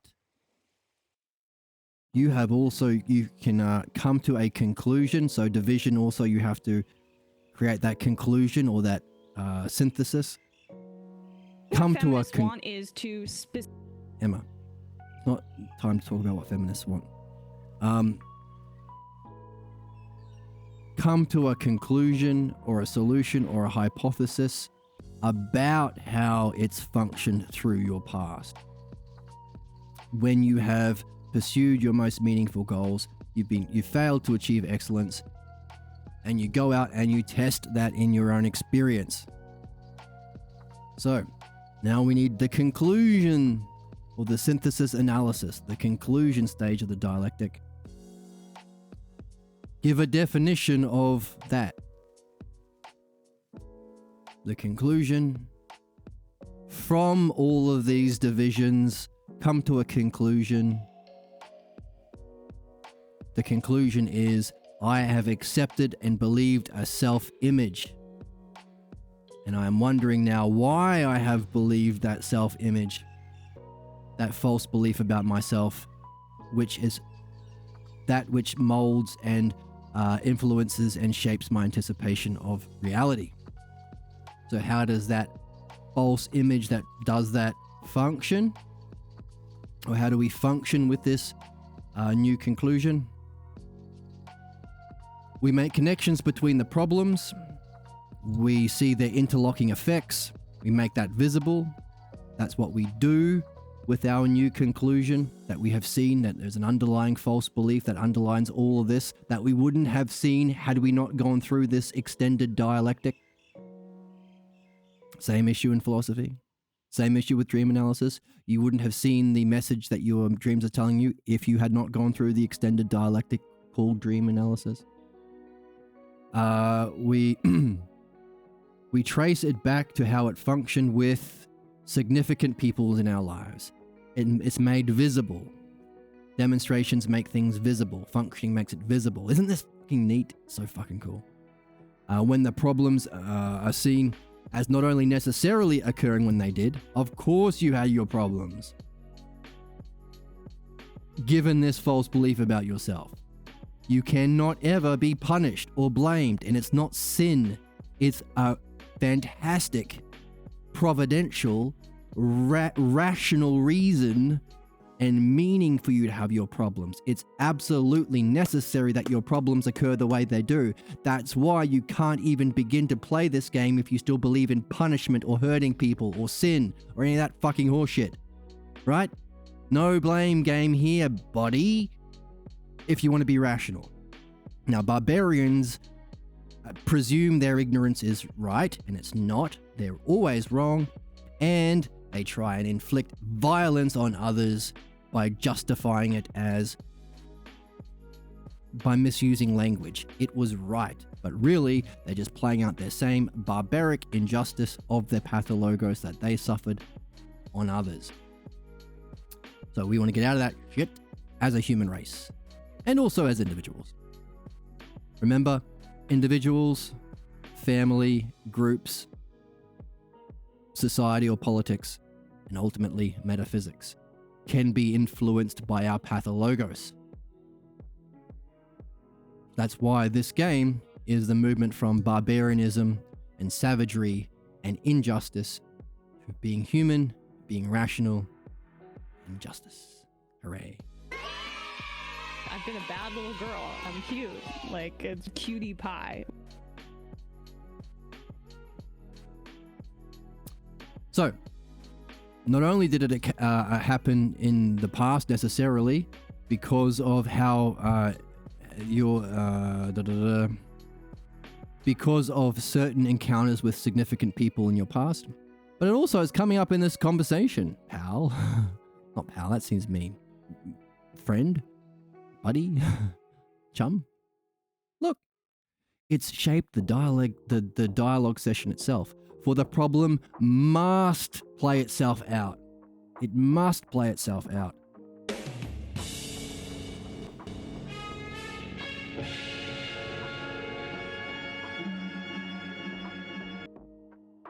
It must play itself out, to some degree, in the presence of the midwife. When philosophical midwifery is perceived as a meaningful goal. That's what I've been harping on about all through this stream, all through this this channel where we've been reading midwifery. I have been pointing to the significance that if you see midwifery as meaningful goal, of course it's going to play out. Of course it's going to play out. That's why I'm highlighting it, because if you are the sort of wonderful, wonderful person to try this, to take the challenge to discover yourself and remove your problems, become free, fulfill your purpose here, prepare for your next incarnation, do your job.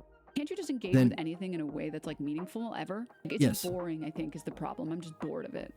Yes, if you're the sort of person to engage in what's meaningful, then I want you to be aware that you are going to face this problem, but it's okay. Stick with it. Of course it's going to come up. But you can stay in the game. You can understand it. You can resolve it. And we're seeing it in black and white right here. Black and white and yellow, because I've highlighted it.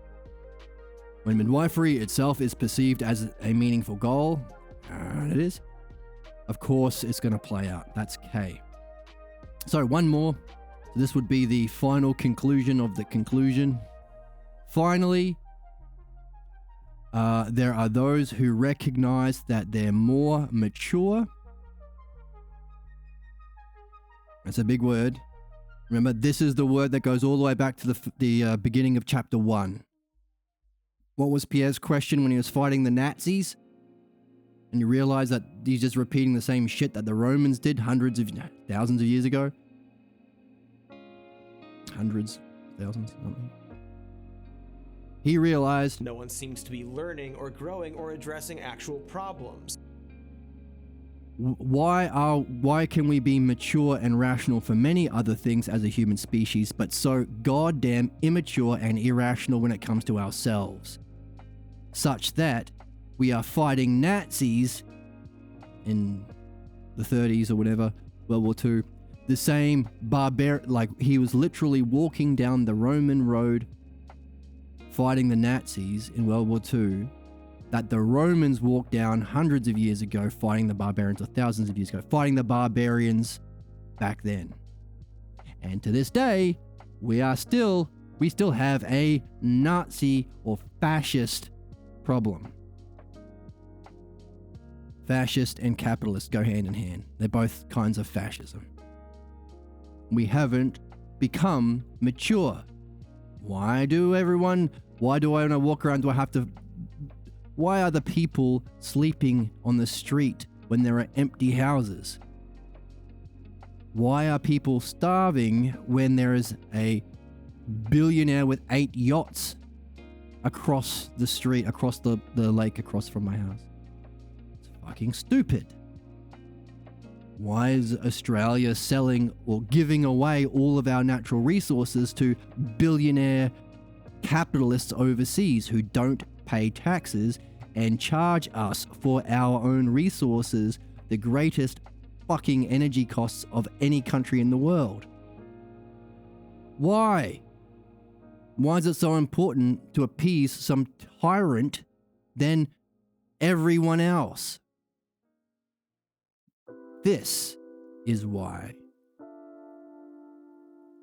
But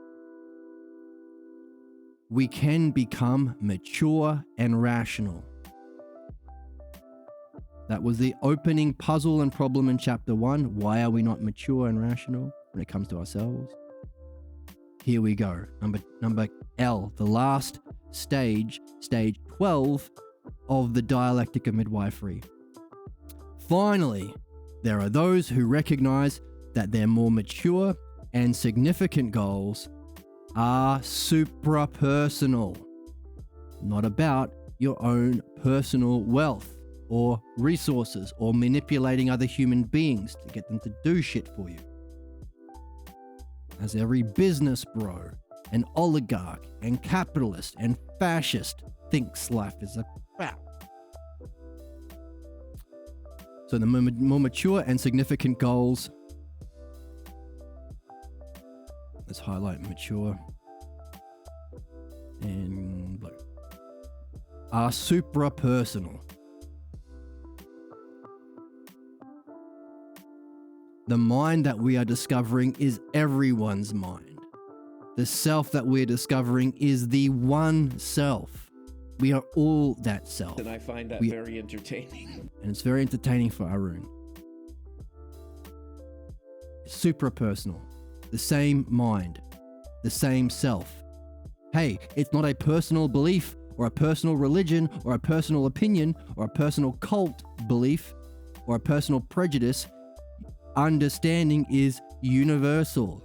The dialectic is true for everything. Not just true for this, but true for music and astronomy and chemistry. It's the pattern of intelligibility. It's suprapersonal. The big three, remember? The third hypothesis, the logos. Reason, providence, logos is suprapersonal. It's for everyone.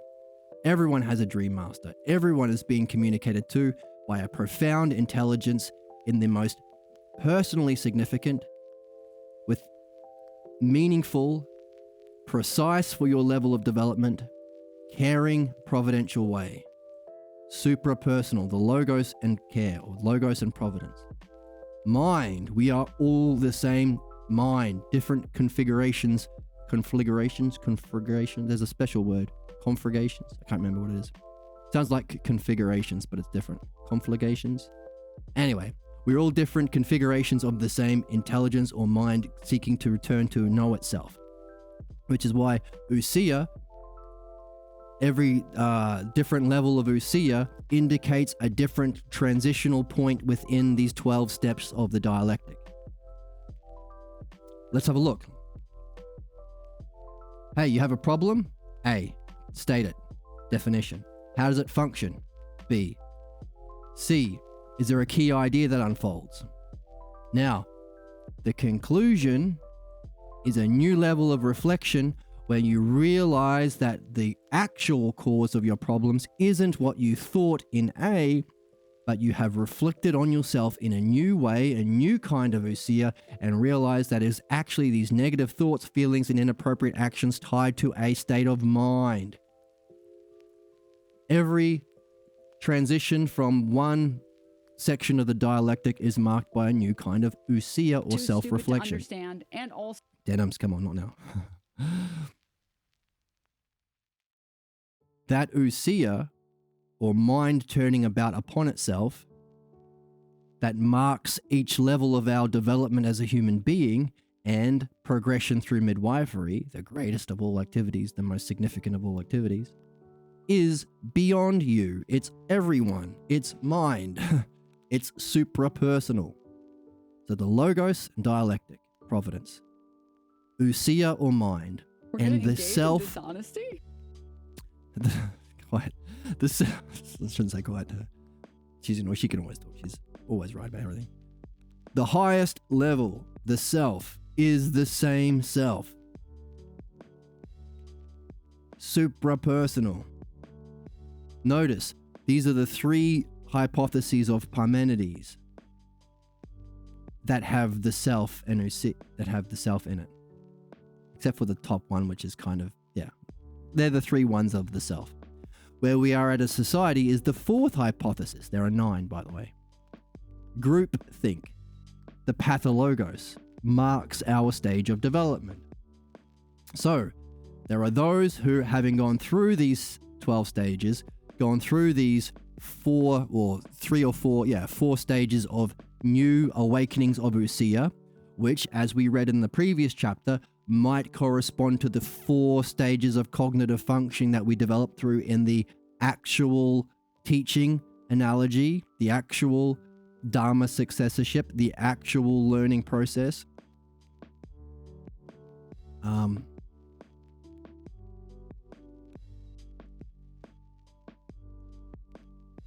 Someone who goes through that has recognized that they go from that 4th hypothesis of beliefs, opinions, ignorance, and pathologos to that which is beyond the ego, beyond the individual self, the suprapersonal.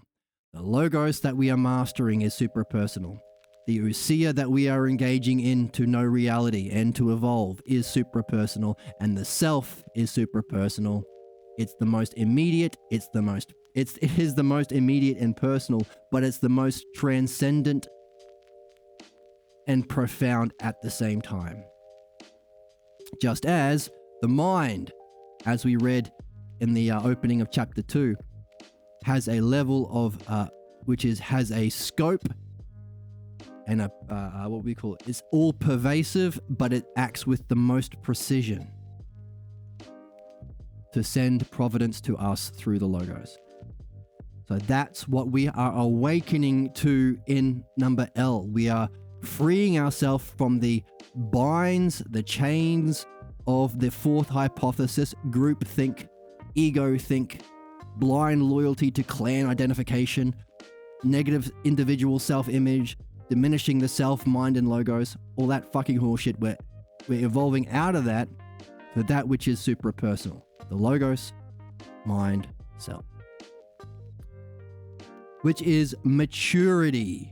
That takes a maturity to sacrifice your false images of the self, to sacrifice your ego, your mask that's been molded by your pathologos, your way of being, your way of talking to people, your way of manipulating people, your way of getting a nice pat on the head from mummy and daddy when you go home for Thanksgiving. All of that shit is false and harmful, and if you have come to realize that and you're willing to sacrifice what's false for the truth, you are mature. You are becoming rational. You are entering the human race. That's the quest. That's the solution to the problem in chapter 1 that the great Pierre Grimes recognized when he was 18 fighting the Nazis. Okay? Let's read it. Finally, what time is it? Ooh. Finally, there are those who recognize that they're more mature and significant goals are suprapersonal. Okay, go ahead. Wow. What feminists want is to specifically ruin your life. I'm too pure. Or much. Hooray. Okay. Requiring them to focus on what is called a self-actualizing process or simply philosophical goals. Those were the three that I've been talking about. The movement from the fourth, the third, second, and first hypothesis of Parmenides, or higher dimensions of reality. Levels of enlightenment, you could say, or discovery of the true self. Okay, I like that. What do you say, Arun? That's where you live, in the weirdo pool. You're going I don't live in the around weirdo doing that pool. in the weirdo pool. That's you. I don't do that. No, not me. Come on. And of these, some go on to learn the higher functions of philosophical midwifery. Wow. Wow. That's huge. Because what he is saying is he's hierarchically arranging this.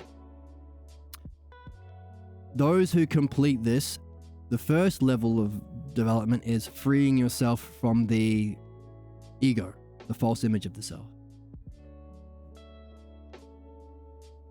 And then realizing your goals are super personal. And then getting into the philosophical goals to know logos, reality, or ousia, or mind and self. But there is an even higher level beyond the first hypothesis of Parmenides that he is saying requires learning the functioning of philosophical midwifery. Those familiar with the 10 ox-herding pictures of Buddhism might recognize the ninth or the second highest level of enlightenment within that Chinese and Japanese Buddhist tradition of the man in his hut no longer needing to chase the ox or seek enlightenment. But there's the 10th, where that same man who has reached true self recognition of the self and the logos goes into the marketplace, like I Socrates, find that very entertaining. to talk to people, to reach out to people, not just any people. In the ox herding pictures, it's prostitutes and fishmongers, people who kill for a living. Oh, I just killed a cockroach, so no. Everyone is in this game. Hey, the symposium. The symposium gives us a brief insight into the character of Socrates outside of Plato, because what we know about Socrates comes from his student Plato, except when Alcibiades rocks up to the party in the symposium and says, I'm not going to give a speech about beauty like everyone else. I'm going to give a speech about Socrates. He talks about how he talks to tanners and blacksmiths and workmen and housewives, everyday folk, and he has conversations with them, bringing them to tears. These people aren't interested in the philosophical goals of most dialogues. He's doing philosophical midwifery. He's walking amongst the people and sharing his art. And what we are seeing here is this is Too an stupid to even understand. come on. This is an even higher level of functioning or goal, even more mature and significant goal than even the philosophical goals of recognizing and doing it for yourself. Meaning, our hypothesis that we have been talking about all day today, all stream today, and all through this series, that philosophical midwifery is the most important, meaningful, significant, highest functioning of a human being, is what we all should be doing all the time, most importantly, first of all, has just been validated. Hooray. Cute. Like, Exactly. it's cutie pie. Inside for you. Wow. Let's finish the chapter. As each stage of the dialectic unfolds, the respondent,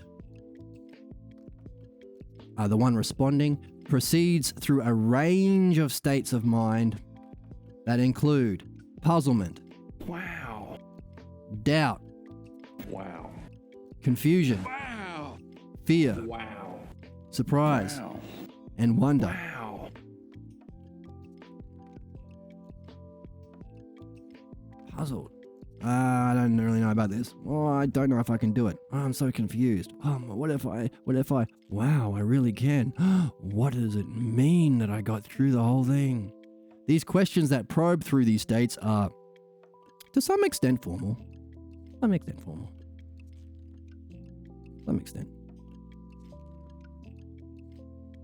What we've been doing, right? We've been seeing the formality or the map, seeing that it's the dialectic broken into its 3 sections, just as the dialectic itself has the 3 triads within it.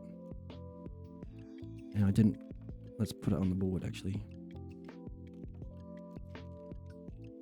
Let's move this over. So the normal 4 sections of the dialectic.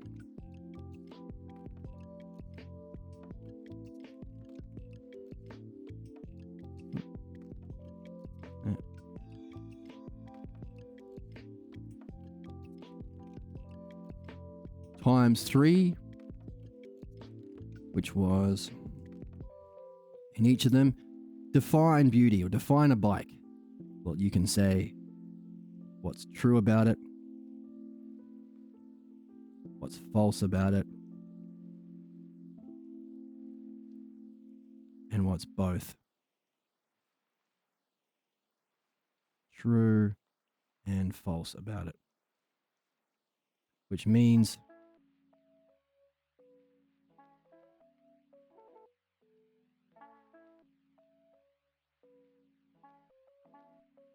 four times 3.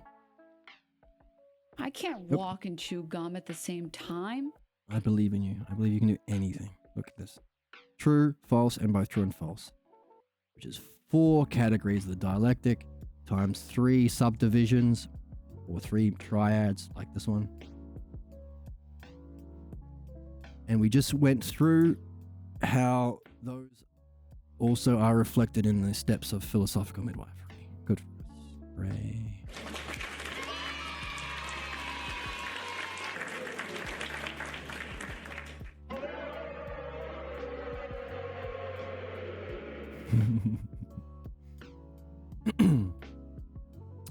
So that's the formal extent, but in order to reach deeper levels of understanding, they must be adapted. I like that. It seems a pretty wicked sentence. To the particular needs of the dialectical encounter. How much time do you have? What level are they at? What level of ousia can they awaken to? Is there a problem that's more urgent that might be worth listening to more, or might be worth addressing first? All of these things. The particular needs of the dialectical encounter. That's the I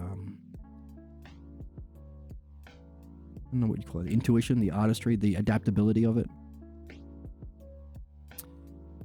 In each encounter, the dialectician or philosophical midwife, there we have our hypothesis that what we are doing is the dialectic, learns again and again how the past scenes.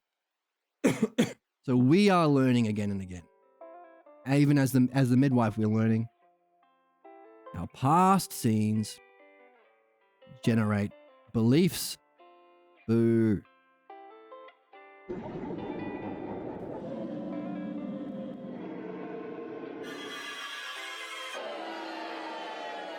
Boo. Boo for past scenes generating beliefs.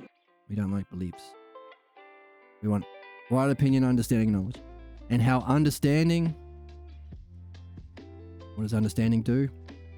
Deprives the pathologos of its power. Hooray!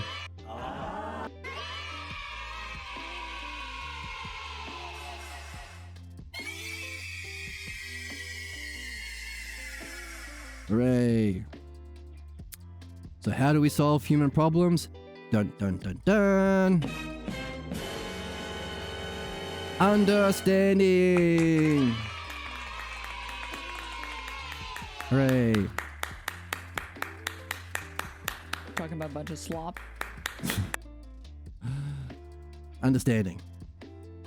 And we've learned what it is and how it's different from pathologos, which most people who are claiming to be experts or sophists are pretending their pathologos ignorance is knowledge And it ain't understanding.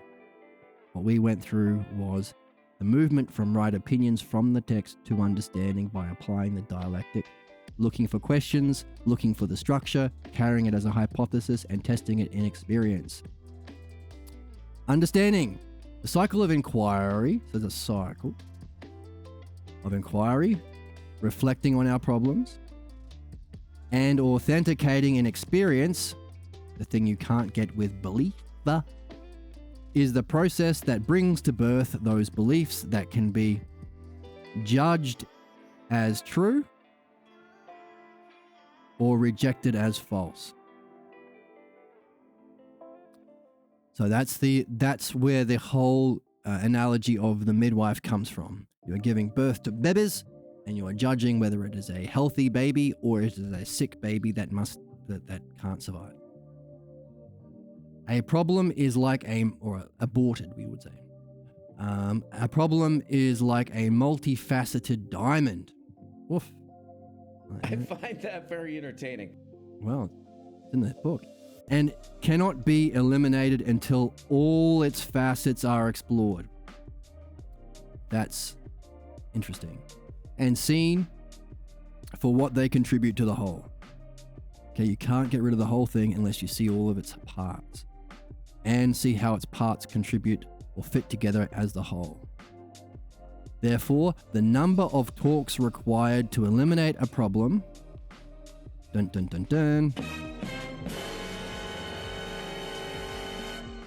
varies depending on the number of factors involved and the clarity of one seeing. How many factors are involved and how clear can you see in your talks? This process naturally introduces us to a new kind of understanding. Wow. And I find that very entertaining.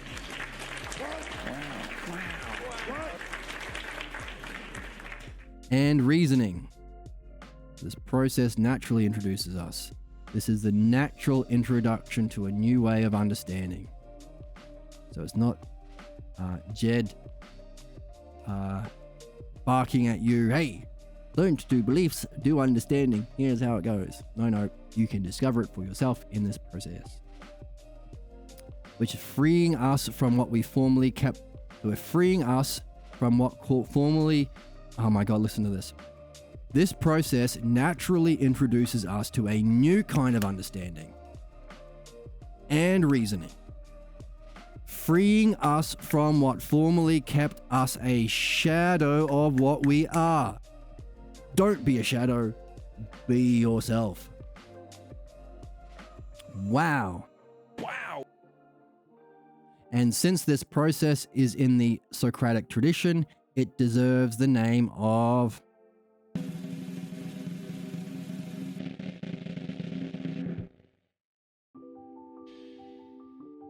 philosophical midwifery. And those who practice this art are philosophical midwives. That's you and me. And Plato's Theaetetus, Socrates describes his art of philosophical midwifery, and while he notes that the analogous features it shares with midwifery, he also describes the essential difference. What does Socrates say about philosophical midwifery that makes it different from midwifing babies? In the Theaetetus, he says,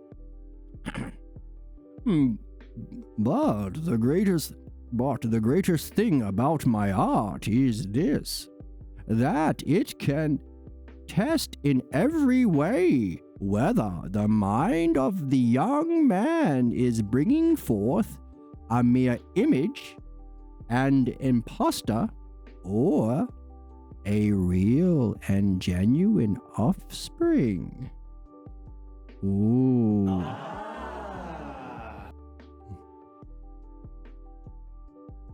Can test in every way whether what you are thinking or believing or carrying is real, is an imposter, an image, or a real and genuine offspring.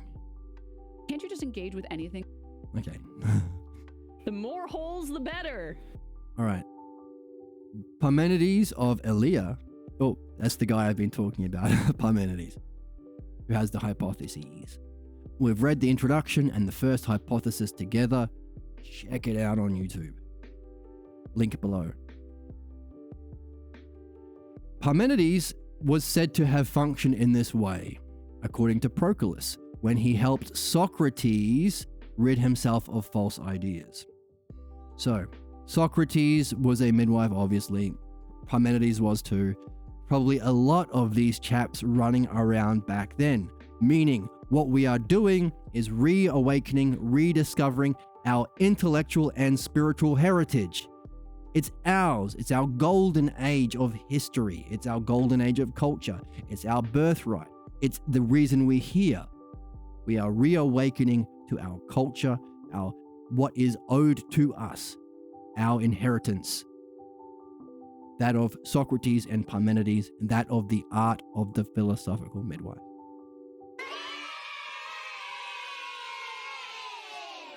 In Plato's Symposium, we find Socrates describing himself as having been initiated into philosophy by Diotima. If you think that women can't do philosophy, you are dead wrong, my friends, because Socrates was initiated into philosophy by Diotima. There ain't no place for sexism in truth. All you sexists out there, all you prejudices out there. Prejudices? Anyway. Who was a philosophical midwife? This art of reflecting was brought to a profound level. Here we go, Golden Age. It was brought to a profound level during this Golden Age, and the essence of it was grasped in their expression that What feminists want is to specifically the unexamined life is not worth living. Having seen the influence of the pathologos, how it can be passed on through generations, how it's destructive, it's the cause of all our fucking suffering and injustice and tyranny and capitalism and fascism and Nazism, how it keeps us bound to our suffering, how it keeps us away from ourselves, how it blinds us from what's there, how it causes us to project what isn't there, how it distorts our perception of reality, how we pass it on to our loved ones, how it keeps us in barbarianism. And having seen what happens if we do examine ourselves and our life through the art of midwifery, leading us to be free of that stuff, free of our chains, free of our suffering, free of our repeating cycles of ignorance, free of not being able to relate to truth, free of not being able to relate to reason or evidence, free from all of that stuff, to know ourselves, to be ourselves, to show ourselves, and to pass on that tradition to others in this life, and preparing for what we are going to encounter after this life, you can see for ourselves why the unexamined life is not worth living. On that note, thank you very much for joining me. Feel free to like and subscribe on Twitch and YouTube, and follow on Discord if you want notifications when we go live. Today's features players was this Seal who did some stuff, and this Stuffy who I've been squeezing. Thank you for the new chatters. I hope you enjoyed, and I hope to see you back. And remember, tell your friends, the unexamined life is not worth living, which is a definition. Hopefully they'll say, what do you mean? And then you can give an example of a demonstration of that and practice your art of dialectic. Invite them into this game, maybe. Thank you once again, and I will see you next time.